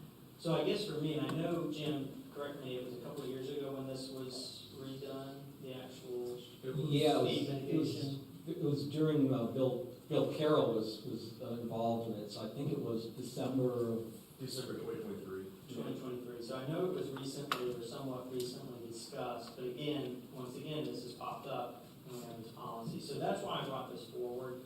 I mean, it's not necessarily, in my mind, just Oak Street. I mean, we hear a lot of different streets, and it seems to be kind of the same streets over and over and over. So I just wanted to come up potentially or bring it up if there's an avenue that we can move forward to try to get these resolved. Because again, the way I look at it, if, let's say, I think there's 75% of a street, 75% of the owners on that street are signing a petition to say, let's put a speed bump in there, then, again, this is maybe in ignorance, and we'll have Chief come up and others talk about it, but I don't see what maybe the necessary issue is with that, right? I mean, because we're remedying the issue. I mean, I feel like that's kind of a task within itself to get 75% signatures on that. Now, I do see the counter argument that, we don't want to be in the business of just approving speed bumps in every city street. So I do understand that, but we can't shy away from streets that I do believe we have issues with today. I agree with you. I think that the policy is what we need to, figure out verbiage for these kind of situations like Julia Avenue and Oak Street. If they don't, come back with the test that was done and, it's negated that it's not necessary, but yet we know that it is necessary based upon the citizens, maybe there's something in the policy that we can shift, because of course we don't want, Bellmead Circle with 50 speed bumps because all our neighbors are mad that they're flying down because of the kids. So, if we approved one and it wasn't, shown that it was necessary, we could start a trickle effect of all these streets, saying, well, I deserve one, I need one, etc. So I think that this boils down to policy, and I think that we need to figure out some kind of verbiage where there's an exception to the rule for certain, like some kind of criteria for certain areas in the town. And maybe, Chief, you could help with that. I don't know what kind of verbiage that would be to shift this. I'm not trying to negate the, the test that was done for this, but or the study, excuse me, but I just think that there are areas where they may fail. Well, let me ask. And I do want to add one thing. Yeah. I will say that staff spent multiple hours drafting this, so I don't want to take away from what staff did for this policy. This is something, like I said, that has been brought up every year. Jim, probably, your last term has probably been brought up multiple times, not necessarily Oak Street, but this. Well, but the Julia Avenue certainly, 6th Street being another one. Right, so, I mean, it's something that keeps popping up, and generally you look at that and say, well, we need to try to figure out where to address it, and we kind of, act on the fly. Sorry. Oh, that's all right. Let me say, so I do want to point out, though, as we talk about this policy itself was actually intended to liberalize and make easier the process of it expanded and made easier the ability of citizens to request and perhaps ultimately adopt these traffic calming measures. So I want to put that out there, as we continue our discussion, to keep that in mind. It's always difficult when you draft a contract or legislation and you end up having questions about it, and the people who drafted it are no longer there. Well, what was meant by this? Why did we do such a thing? Why was this put in here? But maybe to frame our discussion, it seems we've seen some of these and on other streets that number 3 of this process, the speed study, always seems to be the hang-up. So do we have any? I mean, let's talk about that a little bit more. What is this? How it's typically done? What are the methodology? What's the methodology? Is there any way that we could perhaps tinker with that? Yeah, before we get there, I want to point out that there is online now a traffic calming request form that a citizen applicant fills out. And so that's readily available for citizens. We made the language in December a whole lot easier to read. I can actually understand it now. Before I couldn't understand it. So now it's really easy to go through the procedures. And just so everybody knows, like the number one thing that you have to do, first step in this, is that a citizen has to request a traffic calming device.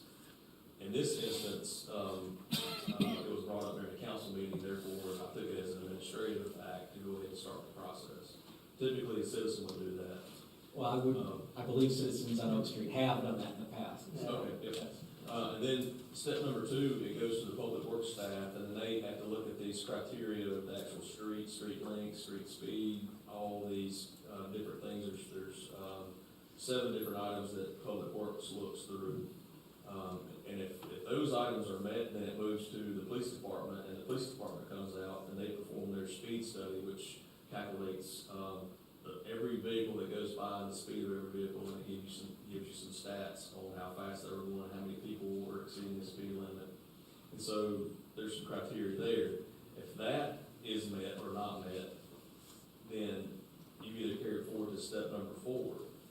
In this particular case for Oak Street, step 1 and 2 moved to step 3, which was the police department study. The police department study didn't meet the requirements, so therefore you can't move to step number 4. And so that's where we put the memo together to say, hey, steps 1 through 3, we got to that point, it stops. Step 4 is the very important part that you are talking about, and that's the petition from 75% of the folks that live on that particular street. So they don't get, these 75% of the folks never get an opportunity to put a petition together. So potentially, if we're thinking about if we need to make a change, do we move item number 4 up to maybe item number 2, and therefore you have the applicant, and then when they submit it, maybe they submit the petition with 75% signatures. Maybe that's a step we could take, and maybe public works or police departments could help me out if that's something that would make better sense to the process. I don't think that would be cause for concern for anybody. I mean, if it's not gonna pass step 3, there's no point in shuffling it around. But at this point, you're just wasting people's time doing signatures, I guess. But at this point, we've already gone through step 1 through 3. It came up for a suggestion of possibly still putting the speed hump in. So what I'm saying is step 4 would be, if you want to see people's signatures on it, then you have to move it up somewhere to see how many people.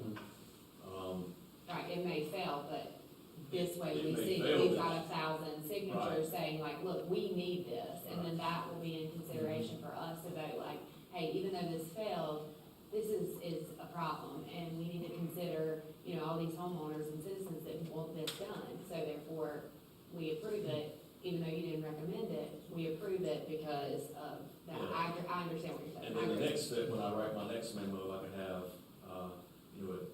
got 80% of the folks that want this thing, but here are the 2 things that don't meet the requirements, and then at that point, there could be an administrative override to move on to the next step, and then it goes down to the next step is that, staff verifies, the applicants, then they look through to see what kind of sketch plan, actually, what the actual device may be. It could be a speed hump, it could be a stop sign, it could be rumble strips, it could be speed bump, hump, or whatever, a dip, whatever in the road. Be multiple things there. And then, once we have that design developed, we bring that back to you all for approval, and through the approval process, y'all get to see what it is that we're recommending. You give a blessing, we go, staff goes out and performs whatever the thing is that we want to see in the street. And then the next step after that is we keep looking at it, we make sure that the actual device is working appropriately so that we can provide any kind of reports, and then there's a process to actually remove the device at some point in time as well. So that's kind of how you go through the actual, the criteria. So we can move anything around, it's a policy, it can be adjusted, but I'm just trying to recall how you get to this point before we are right now. For the recommendation, the first bullet point there, the second sentence, it says there will be supplemental studies completed. What does that mean? Charlie's referring to the traffic study itself. Yeah, sorry. Off the traffic study? Yeah. That was done on Oak Street, yes.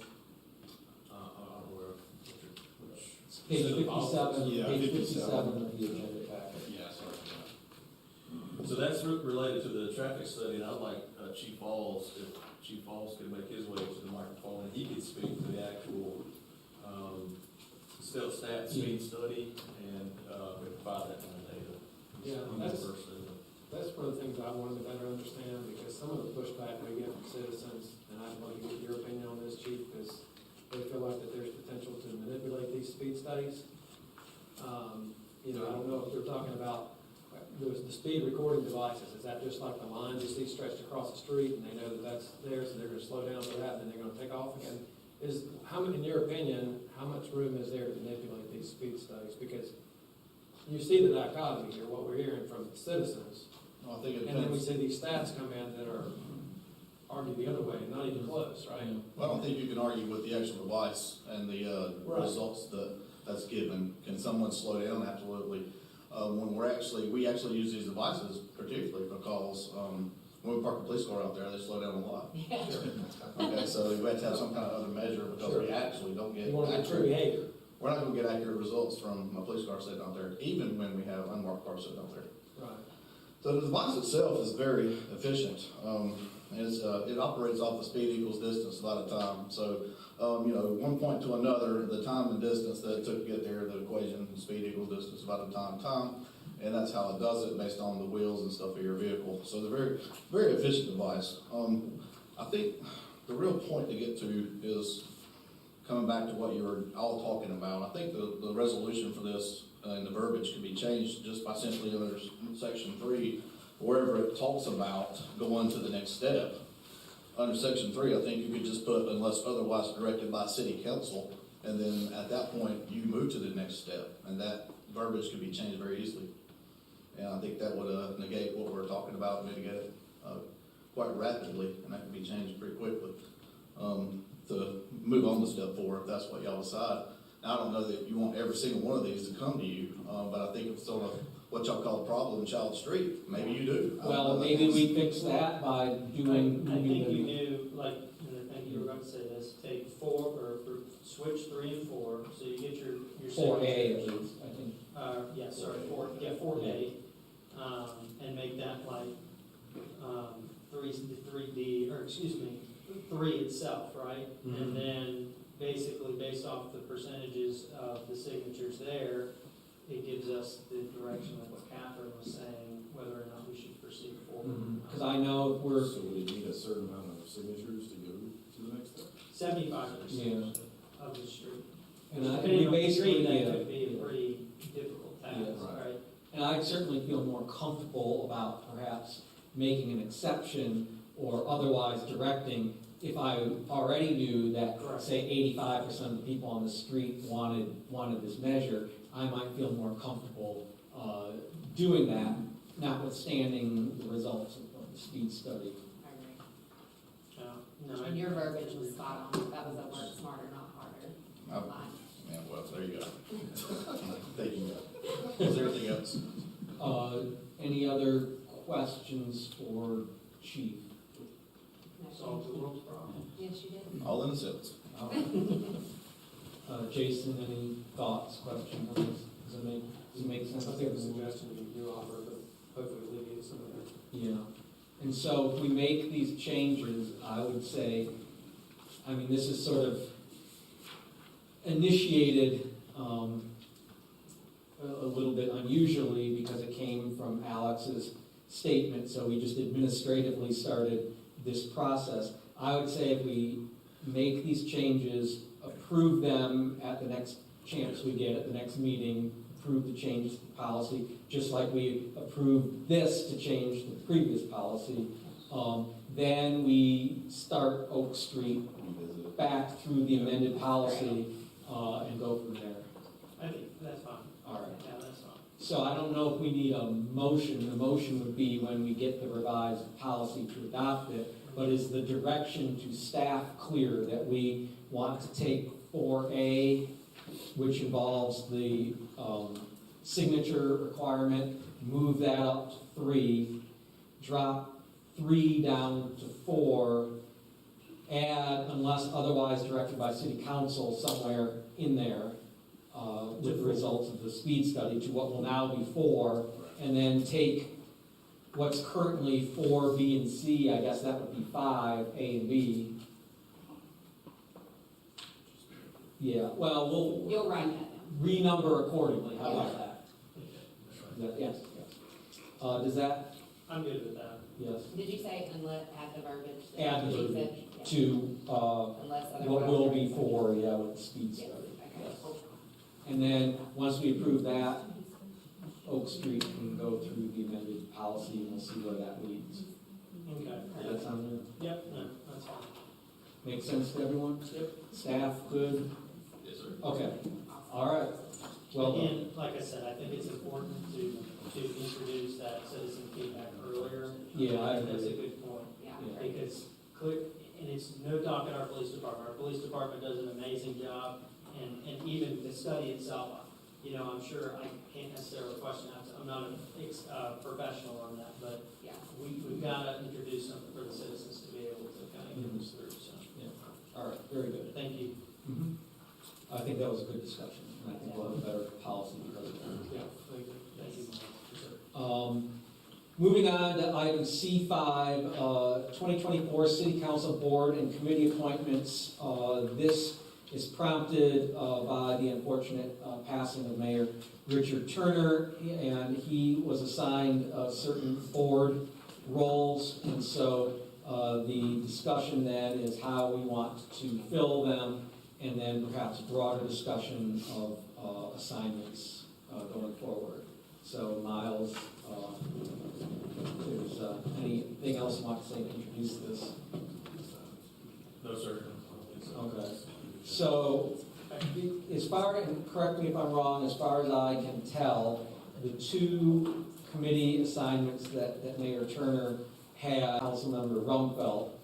So even without Mayor Turner, we do still have someone as a liaison to those boards. So I guess the question is, do we fill them? Is anyone interested in filling those roles?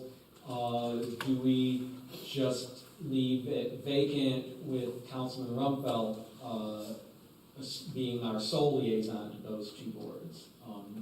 Any thoughts on that? Let's ask Jason. Well, I mean, they're 2 completely different boards. You're referring to tourism and transportation. Yes. Right. Yes. Transportation, we have a pretty healthy staff presence on that board as well. And so I think we would be okay, you know, with the 1 board. I'll certainly entertain your thoughts on this too, because you're still on board with us. No, I think you're spot on that one, yes, sir. Yeah. Tourism Development Authority, we're doing some really good work there. We're in the middle of a rebranding campaign right now. Daniel's done a phenomenal job. There's a lot of flexibility. It's only a 5-member board, doing a lot of great work, but I think with my opinion, I think 1 council member is sufficient, unless someone feels. Well, I mean, does anyone want either of these appointments that was Can you vacated? remind me the meeting times for the tourism one? We meet once a quarter in Shelby at the Division 12 office. Is that tourism? Tourism. Oh, tourism. We meet the 3rd Wednesday of every month. So what time? 3:30. 3:30? Yeah. And again, unless you're just, I think we could do it with 1 council liaison, but I'm perfectly happy to serve with it. And there'd still be how many members on that board? 5? There would be 6. Okay. Daniel doesn't typically do it. But I'm assuming he'd be counted as a board member. Yes. Because I think there is a board minimum for that board. So I think we're at the minimum. 5. Well, if no one wants the roles, and Jason, you think you can carry on just as the sole representative to both boards, I think we can leave that be for now until the next time we revisit the committee assignments. Is that everyone fine with that? Is there anybody, while we're having this opportunity to discuss assignments, that wishes to revisit the current assignments or perhaps change their assignments? Just maybe two things. One comment on the Southeastern Gaston County Municipality Alliance. That was something me and Richard set up with Cramerton, and the idea that McAdenville would kind of loop in and eventually other municipalities like Holly. Is it possible just to have staff reach out to maybe the Cramerton folk or the Cramerton city manager just to see if they still see that there's a need? And I think there is a need there, but we haven't met, we haven't done anything. Yeah, because Miles and I were having this conversation today too. You've been on the MPO before, right? Or Central Lina? You've been on Central Lina before, right? I was the alternate to Charlie Martin. Yeah. Have you been on MPO as well? I was on the MPO, yes. So 3 years. with a group like this, I mean, again, kind of like what we talked about with the Historic Preservation Advisory Board, it seems to me that there's a lot of their missions, their stated missions, that there's a lot of redundancies there. Or am I just... This one was primarily, because if you go to the MPO meetings, you're talking about 3 counties at large. This was to try to narrow it down to what is impacting Belmont, what is impacting Cramerton, what is impacting McAdenville, to try to come up with a unified voice. Primarily, one of the main missions there was to try to push for the Catawba Crossing, Right. that we all know, which obviously the NPO is also pushing for.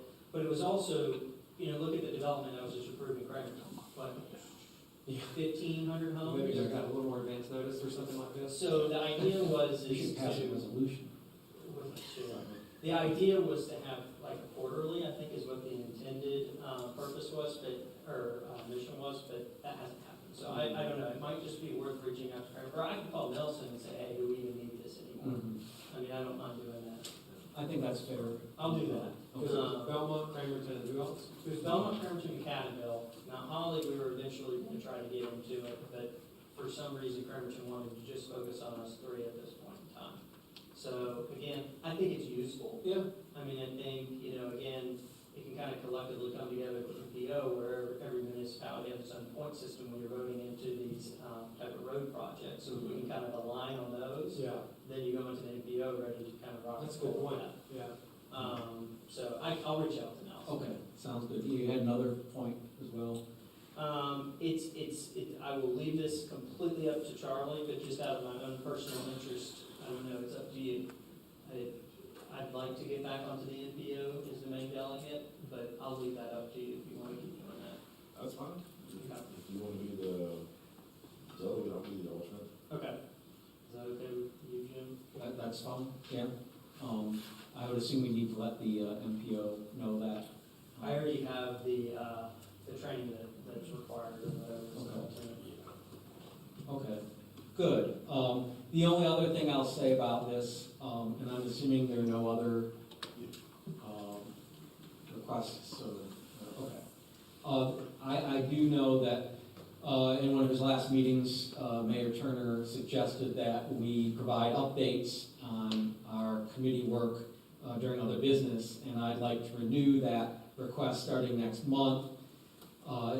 These committees that we serve on are important. It's important to gain information that we can bring back to our colleagues and residents, and it's also important that we use that as a way to let others know what concerns we have in Belmont. And so I think it's important that we hold each other accountable, that we learn what our colleagues are doing on these different boards. So I would ask that beginning next month in other business, just provide a brief update of what happened with your committee assignments over the previous month. It doesn't have to be long, but I think we'd all be interested in knowing some of the important things that are going on. And, I understand no one can make 100% of meetings. We all have our day jobs get in the way. We have to go out of town, but just try and make as many meetings as you can and give us updates on what we're doing, because I think it's good to know those things, and it's good for the citizens to know what we're doing. Agreed. So, all right. Well, that resolves that. Is there anything else on that one? Do y'all want to vote on the change on the MPO and then remove Mayor's Turner? Sure. Let's. I guess I'd entertain a motion to switch Alex and Charlie as the main delegate and alternate to the MPO, and to leave Mayor Turner's committee roles vacant for the time being. Is there a motion to that? I'll make that motion. Motion made by Alex, seconded by Jason. All those in favor? Aye. Any opposed? All right, so done. That brings us to item C6. Consider a temporary development moratorium due to sewer capacity concerns. I'll let Kevin Kraus, our Assistant City Manager, introduce this topic and tell us what this entails, what this doesn't entail, and what we are being asked to do at this meeting to set up a future public hearing. Good evening, Mayor Pro Tem and Council. This is part 2 in a 3-part series titled Moratorium. So we'll start off with what is a moratorium, and it's a temporary suspension of activity, and in this case, development activity. So General Statutes 160D is what gives us the authority to do this. And you have to be very specific. You can't do this willy-nilly just because you don't want any more development in your town. There has to be specific reasons, and we do have one. So why are we considering a moratorium? The sewer capacity study that Withers Ravenel delivered to us a few meetings ago, which prompted this discussion. So as you know, in the South Point Peninsula, we have sewer capacity issues. So because of that, that checks the box that allows us to pursue this moratorium. So what is the process that you need to go through? It's really just doing a standard hearing notice for us, because we're going to propose a moratorium that's longer than 60 days. We have to do the type of notice that a zoning hearing would require. So it's 2 published notices. And then council must hold a public hearing, which tonight staff is requesting that you will be setting a public hearing for the following meeting in October. October 7th, thank you. And at that time, if you so choose, you can adopt an ordinance that will restrict development for a certain period of time. And we'll talk about what's affected and the area, those things here in just a moment. So in that moratorium, in that ordinance, you're required to address 4 things. I'm not going to go into all 4 of those unless you would like me to. They were detailed in the memo. Basically, it's identifying that need and telling why you need it and putting the time limits. So those are the things you have to be very specific about in that ordinance. So what is the area? Why are we doing this? This is the area here. This is I know this, you can't really see it on this map. I'll show you one in a second that's a little easier to read. But everything in that tan color is affected by the sewer capacity study with the line on South Point Road and the pump station in Jonathan's neighborhood. So this is zooming in on that line. So we know we don't need to worry about the south, because it's basically everything south of here. So the northern line is the key. So it follows Henry Chapel Road pretty much. And then Henry Chapel Road ends about here. This is South Point. And then it goes up to this parcel. So this is your northern border, parcel 312044 and Henry Chapel Road. And then for the purpose of the ordinance, it would refer to a map, and we'll actually list the parcels. There'll be a lot of parcels, but there'll be a parcel list, so there's no questions moving forward. That would be allowed to take place administratively. If you just had a piece of property and you want to divide it into 2, that's an exempt type subdivision. Major subdivisions is when you're getting into, I believe, 8 lots or more. And multifamily development, this would apply to that. And then that last one is non-residential development. And you do have a choice there if you want to define that a little bit more, if you don't want to restrict all non-residential development in that area. And if so, we could come up with some thresholds for you based on usage of the type of use that would be proposed.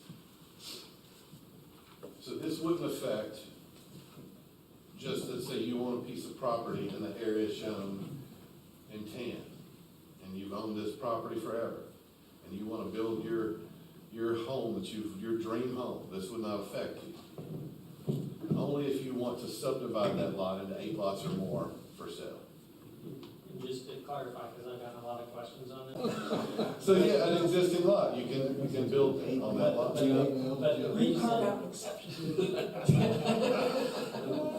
the reason behind that is because these are already approved developments from years ago or whatever, however far we go back. Yeah. Yeah, so let's go to then, you're kind of bringing up some of this next one. Oh, easy segue. Yeah, that's good stuff. So what's exempt from the moratorium? So a project that already has a valid building permit, projects that have a special exception where they've actually submitted a special use permit application that's been accepted. There's probably very few, I don't even know if there's any of those in the pipeline. A development with vested rights. Parks can explain that if you want to, based on the amount of expended money, and it's a lot of things. And then the last one is the key one, is subdivision plats under review. That would be preliminary or final subdivision plats that have been accepted for review by the local government prior to the call for the hearing. So any plats that have come in that are even in a preliminary stage, if they've been accepted for review by the planning staff, then they would not fall under this moratorium. If they haven't been, the whole development hasn't been approved yet, it still may not be allowed because of capacity issues, us being able to do this moratorium. And just for any future social media warriors, that's pursuant to state statute. Not Correct. anything that we've carved out of our own volition, that's what state law states. Yes. Just so we're clear. So the next step is, if you want to move forward, you would set that public hearing. Just setting the public hearing doesn't do anything, but gives the opportunity to review this further. If so, then we will advertise it, and October 7th, you would have the public hearing, and then you could make your decision from there. And then, again, just to clarify, just because I know a lot of people will be interested in this, the vote will be in October, one way or the other. And people will have the option to come out and speak kind of one way or the other to it as well. And I'll also presume that there'd be an actual ordinance or resolution to vote on with specific language. Right, yeah. There it is. And you said, well, that's up to you all, how, well, presumably, if we're going to vote on an actual resolution or ordinance, we need to know, we don't do it like Congress, we'd like to know what's in it before we vote on it. So what I guess we need to decide in terms of non-residential development, what we're thinking, is that, am I off in left field on that? Let me ask you this, I mean, just looking at the map, I mean, what would we be talking about that would be non-residential? Are we talking about like grocery stores and stuff like that? I would assume non-residential would be like commercial, industrial. Ball fields. Because I'm trying to think of the overlay itself, I mean, does the existing overlay allow that for this other peninsula? I think it's all residentially zoned in that tan area pretty much. I don't know if So Tiffany- what I'm trying to get at is this needed? Yeah. There is a small portion that's zoned NCC down near the Daniel Snow Botanical Gardens, by Kevin on Belmont number 3. Mm-hmm.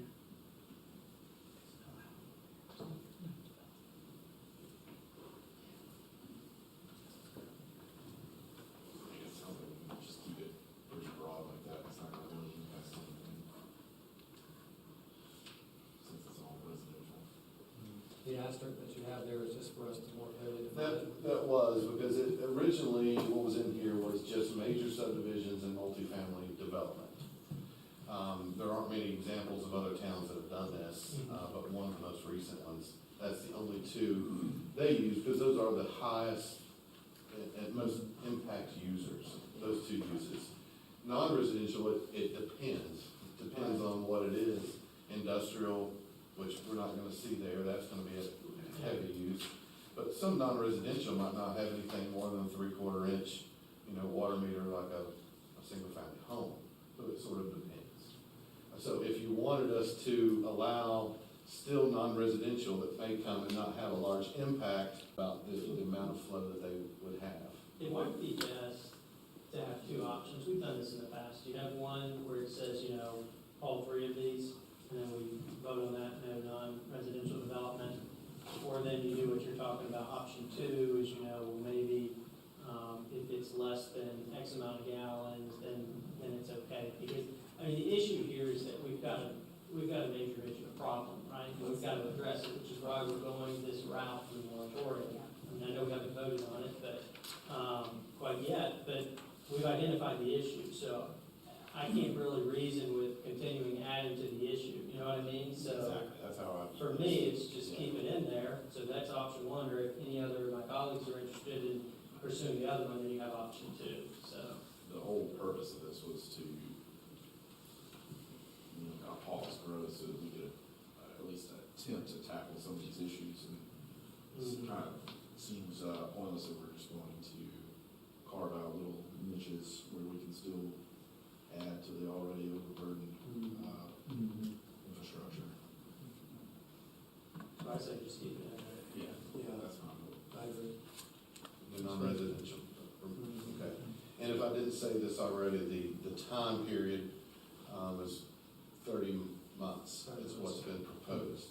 And that came from, where did the 30 months derive from? 30 months come from what we think may be the schedule for the architect, or not the architect, but the engineer to do the design and for us to hire a contractor and construct the project. That's our best guess. But we have the flexibility to, if things happen faster, the moratorium can be lifted. If more time's needed, it can be extended. And just out of curiosity, where are we on RFPs for the design services for the, basically what needs to be done is the Morgan's Branch pump station needs to be upgraded, and in connection with that, we also have to upgrade the force main. New line, right? Parallel line? Yeah. Yes, some of that will be determined by, I'm not sure how it will be done, but we've already had our first meeting with the engineer that was chosen out of one of our folks met with him, and he's already kind of underway and should be sending us a proposal. I'm not sure, Jonathan, but we should see a proposal soon. And let me just ask you this, because this question's popped up too. So they're gonna take the study that has already been implemented, correct? And then do their own kind of analysis to say, confirm this is an issue, we should move forward. Because I've had some questions, and Miles, I think you did a good job just making sure we're picking two different firms. Because you don't want someone to say, there's a huge issue. Well, then you were gonna pay them millions of dollars to fix the issue. This is something where you almost want that kind of second kind of check, just to make sure we're doing the right thing. So are they gonna kind of analyze Withers, Ravenel's, analysis? They will, but they're gonna use the data that was collected with Withers Ravenel, because if not, we would be having to put the flow meters in. No, I understand. So, yeah, they'll just use that same data, and they'll look at it, confirm, and they'll also look at options. Okay, yeah. Well, I just wanted to make sure that we're moving forward on that, because, based on the capacity study, probably.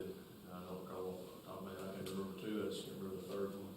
One of those three that you've already approved was one of the firms that we moved forward with. We still have to bring back the cost of the design to you all. So they're in the process of working with staff on their actual scope of work. That's what Kevin's referred to when he and staff met with the new engineer, kind of defining the parameters of what NOAC's going to be doing, and then put the cost to that so that we can bring it to you all in the near future. I think one of the items that may extend to give us the 30-month timeframe was a lot of the survey that would have to be done just due to easements if we had to construct a new force main up Southport Road. Then look at the existing easements and any new construction easements that may need to happen. So there's a lot of front end work before they actually get into the design piece of it, and so that's why we kind of settled on 30-month time frame, the extra 6 months on there. One last point, just obviously, as Kevin went over. This moratorium concerns a specific area south of Henry Chapel Road that's served by the Morgan's Branch Pump Station. As those who follow along at home might know, we are currently conducting a capacity study with respect to the remainder of the city of Belmont, and any issues identified by that capacity study can be addressed separately at that time that we receive the information, depending on what we think might be necessitated as a result of that information.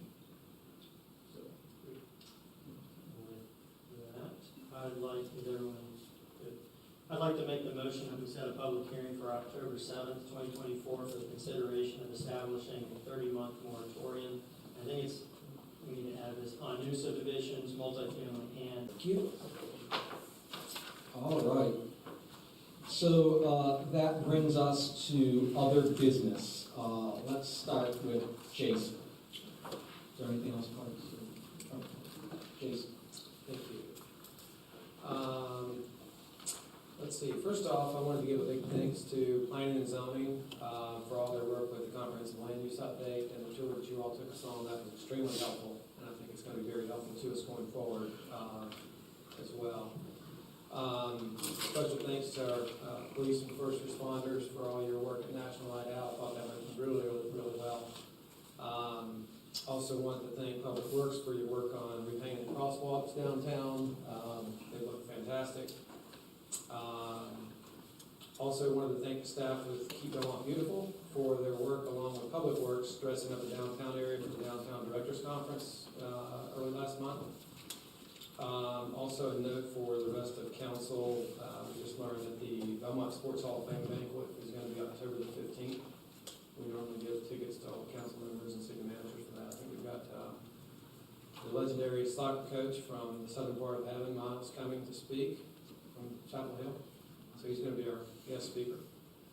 That's always a big turnout, and encourage you guys to come. Lastly, had a request. This has come up before, Cassie, you may want to just make note of this with the Main Street Board and DVDA with the Friday Night Live scheduling for next summer and fall, especially the fall. I think it would, and many of you guys are already incorporating this in your planning, to try as much as possible to avoid having a Friday Night Live on the same night as a football game at South Point, because that's, both of those are arguably the two big straws that we have that part of the year. And so we're probably going to be a crowd at each one if there's some way to schedule, if it works out, on separate nights. But maybe not Friday Night Lives, but don't we have some concerts in the park though? Those are typically on Thursday when they do them, like Thursday Night Pops. Thursday Night Pops. Now, I do think there's a symphony on the Friday the 20th. Okay. I don't know if there's a home game. No, because I think they normally start like the last week of August, the earliest. So it seems like in the past maybe we had some concerts going on. I think there was one year, I think in 21, because of all the restrictions, when the restrictions were eased, they had previously canceled the series. And then when everything opened up, they're like, hey, let's still try and do some. And I remember that pushed in longer into the year than typically. And we had some low turnouts because everyone was at the South Point football. Yeah, maybe just downtown gatherings in general, whether it's Boo Fest or, Boo Fest, you probably can't move around that much, but I'm just using that as an example, that if there's large gatherings anticipated, I think it would benefit, the city as well as the high school, if we, as much as possible, to avoid having them in the same night. That would be helpful. Thank you, that's all I got. Thank you, Jason. Catherine? I want to repeat a couple things that Jason said. Thank you to our planning and zoning. Tiffany, I had so much fun. I really appreciate that tour. It was a lot of fun. And insightful for sure. And then thank you to our police department, fire department, for all your efforts this month. I know Friday was a little bit crazy with the Henry's Chapel debacle, so I thank you for that. And then I'm not sure, I know this is other business, but I did want to, I know Alex, you were going to bring up Julia Avenue, and I think it's important that we do figure out what kind of avenue we need to take with this, talking about speed bumps and the concern that the citizens have on that street, because it is a problem for sure. And I know that they've brought it to us multiple times. I know that I've had phone calls, and specifically Mayor Turner had left a message regarding this, and I feel it's, you know, necessary that we move forward with something for the Julia Avenue, speed problem. So I would be glad to head that up, whatever it is that we need to do to get that rolling for both citizens. And then, that was it. Thank you. Charlie? Nothing from me, no. All right, Alex? First of all, thank you to police and fire for the incident that happened, at Docks the other day in East Belmont. I appreciate y'all's quick response and getting that figured out. I think it should go without saying, but, you know, I'll go ahead and say it, you know, we do not stand for that in the city of Belmont for what happened, and that is not acceptable. I understand that they were juveniles based off of the post from the police department, and we can't go too much into that. But I do want to give a message to the public that we do not stand for that, and we will not stand for that. So again, I appreciate both you chiefs back there for that. Again, thanks to P&Z. I think the bus tour was great. I think, you know, it identified a lot of opportunities, I'll use the positive word, for us to kind of critique in the text amendments. Just as kind of an FYI to the council, I know Jim and Miles know, but I did submit a few requests to text amendments to Miles to review at a future date to the council. I kind of, you know, talked to Jason and Catherine. I think I talked to you, Charlie. We'll talk about it, or I'll shoot you a call, but hopefully those come up sooner than later. I want to thank staff again with Greenwood Avenue. I believe Ms. Pam Stowe reached out to us about some overgrowth. I went back there and it was pretty bad. I believe Public Works was able to kind of chop that down, so I appreciate that. On the Julia Avenue piece, so Chris, who spoke earlier today, I didn't feel it was appropriate to talk about it at that time, but I did go out to his house. We probably sat with him about 45 minutes or so out front. And he is right at the curve, and I can't speak to speeding. I wasn't out there, I wasn't clocking anybody, so I don't know. I also understand that there's a perception issue when you're kind of close to a car and it feels like it's going a little bit faster, and Chief is a lot better at explaining that than I am. But I will say there is an issue with the stop signs down there at the lower portion. Now, they do stop, but I will say at the 45 minutes I stood there and talked to Chris, probably close to 80%, I'm not exaggerating, blew right through those stop signs. So, you know, what can we do? I know our police patrol that area. Corky, I believe, has got the data to back that up. If you'd like to come up at some point. That's entirely up to you, sir. Yeah, please do. But while he comes up, I mean, I don't know what else we can do, but, you know, maybe we look at the repaving as an option to see what type of mitigations we could do. But I know Chief's got some information on Julia Avenue. Julia Avenue's been an issue for over 20 years. I've been a police officer for 29, and I started here, so at least 29 of them. There's been an issue with Julia being a cut-through street to the high school, and people getting over to Central South Point Road. What I will tell you, so, and we did like a back-to-school campaign, and we do it every year, and so I've allotted 16 of my police officers, including Assistant Chief Pullen, who pulled people over the back-to-school campaign for first 2 weeks of school. And our efforts for the first 2 weeks is kind of just a little recap. On the first 3 days, we stopped 65 people, and issued 22 citations, and 43 written or verbal warnings that were issued for various violations. We had 2 traffic crashes. And when I tell you we had 16 people in the area, I don't mean by South Point High School, I mean in all the areas of all the schools. And some of the issues, like say, Keener Boulevard, and there's a list of different places where we did special checks and stuff. So we allotted a lot of time to Julia Avenue. We wrote a lot of citations on Julia Avenue for not just speeding, but also for the stop signs. I don't have that data because the way when we pull people over, we see the violation at a certain place. When we pull that person over, they don't stop in the same place we've seen the violation. So that data is a little skewed when I go to try to pull it. So I'd have to actually look in the actual citation at the data to see that, and it takes a lot more time than what this was able to pull to. So for the second week, we issued 113. We had 113 traffic stops, 46 citations, 67 written or verbal warnings, and we ended up with 3 vehicle accidents. I think it's important to also note that we did special checks at Harris Teeter, South Point Dental Care, Julia Avenue, Chick-fil-A, the town center itself, Domino's Pizza, Hungry Howie, and all the school areas because of all the issues we have with the children. We all are aware of all that. So I'll move on. On Julia Avenue, I went back and pulled some data for the last 3 years. We've had 279 traffic stops, 115 citations, 164 verbals. We've done 104 special checks. The reasons we had so many special checks was because I delegated the people to go to the stop sign itself and also to do radar checks on Julia Avenue. But I'm not going to stand up here and tell you that people don't speed and people don't run the stop sign, because that's 100% correct. And we also did some radar watches and some traffic. We actually did 4 traffic studies during that 3-year period. And so some of that is around the time when, on 6/3 of 2019, is when the council voted to put the rumble strips and the stop sign at the bottom of Julia Avenue by, is it Hughes Street? Is that right? And I will say this, there was a worse speeding problem before those measures were put into place. And that stop sign and those rumble strips absolutely have slowed people down. We have people who are not stopping at the stop sign, but we don't have people running 35 and 40 at the bottom of the hill like we did. So those measures have been effective. Effective to the point where I can be there all the time to make sure that no one runs the stop sign? Absolutely not, because that's not the only area that we cover with the allotted personnel that I have. So we do have a strategy, though, I will tell you that. We continuously conduct the stealth stat studies. And we have around 12 or 13 streets that we know there are what you call problem child streets, right? So we continuously try to provide for you the data and for citizens when they have an issue and call and complain about people speeding on their street. Because we know there are certain streets that are cut throughs. We know people who are speeding on the street. And sometimes those are officers, I'll be honest, those are officers who are going through an emergency situation that may be picking that stealth stat up. Because it don't determine, it don't pick and choose who it gets, as a device. So that's some of the things that I'd like to reflect back on.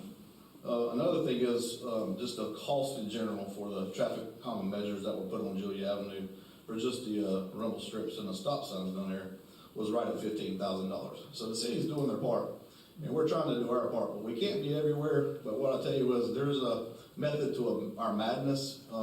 But if you have an issue, what I'd like for the public to know is they can reach out to us at any time.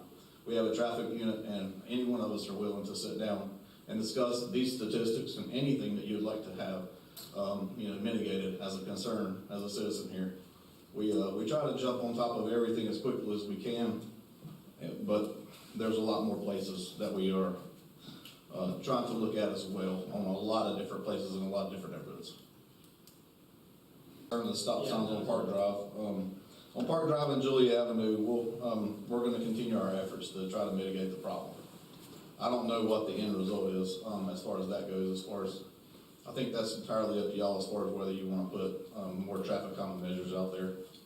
But we can definitely do some more stealth stat studies and continuously try to enforce the speed and the stop signs that are out there best we can. Okay. And then just kind of for everyone else, for the Park Drive, I had a resident submit me some drone video footage of right above that 3 kind of way stop sign right next to the Legion.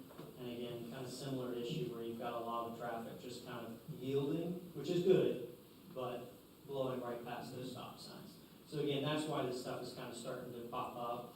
It's just based off of residents' feedback. And another note just on Park Drive, we had officers there, and I will just like to let the public know that if you don't see a marked police car, it does not mean the police are not in your neighborhood, because Assistant Chief Pullen was out on Park Drive for 3 solid days in the morning and the afternoon watching the stop sign. And he has actually pulled some people over. I think he kind of likes pulling people over, even though he's assistant chief. Likes to get out of the office sometimes. What kind of vehicle does he drive? He drives a white, I'm not going to tell you.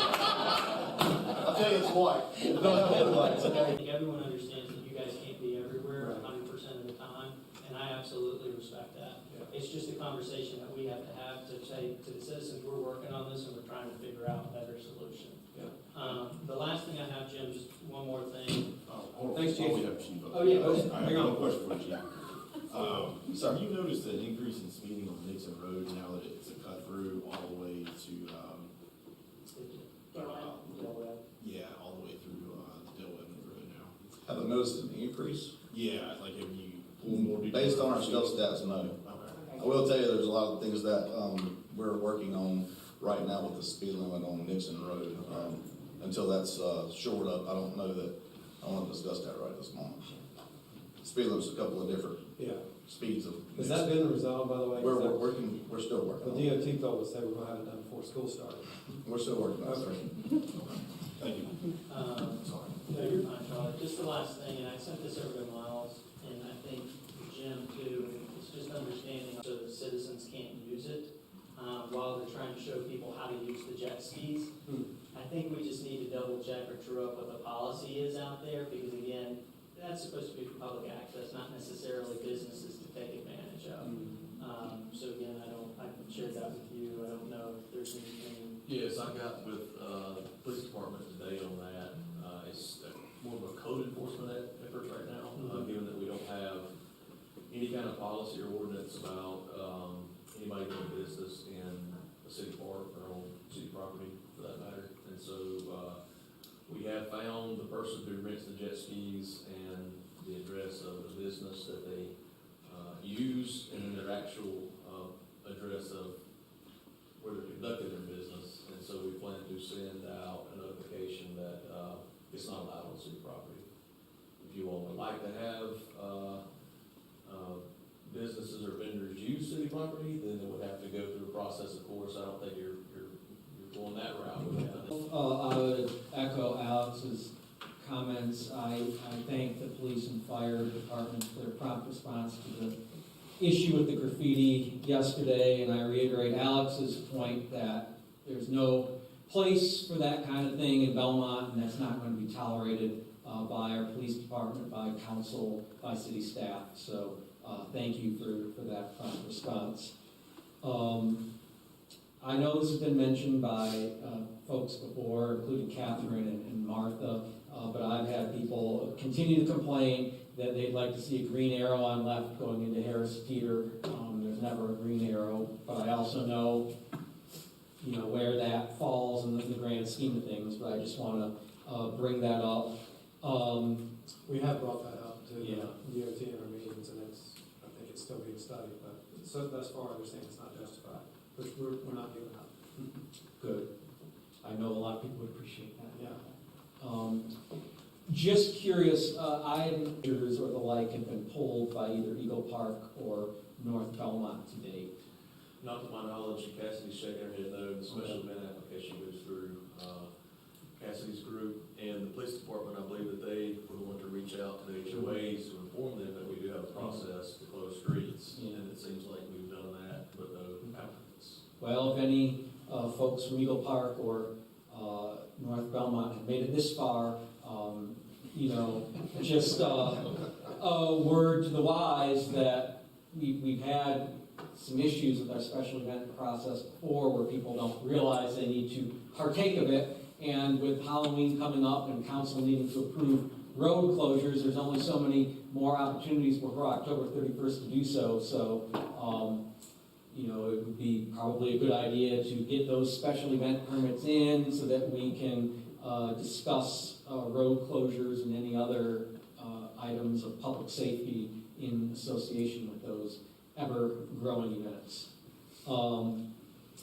I will ask for a brief update. I think we have decided to honor our late staff member Alec Robinson with a bench, and is it going to be in front of this building or? No, I think it's going to be in Stowe Park, near Gary's bench, in that particular area. And so staff's planning the actual date of install of the plaque and the ceremony, the formal ceremony. I don't have an exact date for that, but we're thinking probably work session October or work session November, given that it takes some time for the plaque. Okay, great. Thank you. Yeah. Just a quick reminder, we have some sort of utility training in Rutherfordton on September 10th that we're required to send 2 people to. I know Jason volunteered as one of the 2 representatives. I just wanted to follow up and see if anyone else was able. I know it's not a particularly pleasant task, but it's one that needs to be undertaken. And I had I mean, I can as a matter of last resort, but I also have a meeting of the Gaston County EDC that same afternoon, so if anyone else is able to do that, that would be appreciated. Yeah, it has to be a elected official, and so Mr. Roko's already signed up. I cannot. I'll do it. September 10th. It's September 10th, yes. Yeah. All right. Thank you, Alex. Yes. Thank you. I'm sure you'll both enjoy your visit to Rutherford. Lunch is not included. Oh, great. Never mind. And then just one last thing. I know we've followed up on some of the points made during public comment, but we've had multiple complaints about this Chris Lang Sports Complex over the last few months, and it seems the complaints get more outrageous as it goes along, and there doesn't seem to be much neighborliness or goodwill coming from those quarters. I would point out that Mr. Lang is a graduate of the University of North Carolina, and whether I'm surprised by his behavior or not, I don't know, but there are people that are just trying to live their lives and go about their business, and I would, 24 hours a day, it just seems like there's nonsense coming from that place. So I don't know what more can be done, but it just seems like it's getting outrageous, and these folks shouldn't have to be subjected to it. Yeah, I don't have the stats on did they call the police or did they not call the police, but if you're experiencing an issue at the site, no matter the time of day, night, whatever it is, you need to pick up the phone and call 911, and the police department can come out there to address it immediately. And I don't know if that occurred with the public comment, that I could check with Chief White at some point and get back to you and walk it, by memo or something. But I just think that some of the things that we're hearing are just beyond. Sounds like that they were also permitting guests to come in pretty routinely, because she made a statement about after a certain point in the evening that only members can come in. So what happens the rest of the day? Like, anybody can come in? And I don't know that we can regulate that. I know. Yeah, and I know one of the residents had an issue where someone was basically blocking their driveway, and I do believe they called, I could be wrong, but I do believe that they called the police or tow truck or something like that. So, yeah, this is like the 5th or 6th time this has popped up here in public comment. All right. Well, that's all I have, so thank you. If there is nothing else, we do have a closed session, so I would entertain a motion to go into closed session at this time. Closed session. Well, Charlie's. I know. I get to. Yes, you're my guest. Motion to go into closed session pursuant to North Carolina General Statute Section 140-318.1184 to discuss matters relating to the location or expansion of industries or other business in the area, and to include Gaston County representatives and the Crescent Project Development Team, Tiffany Flaro, and Ken Price. Thank you, Charlie. Motion made by Charlie, seconded by Jason. All those in favor?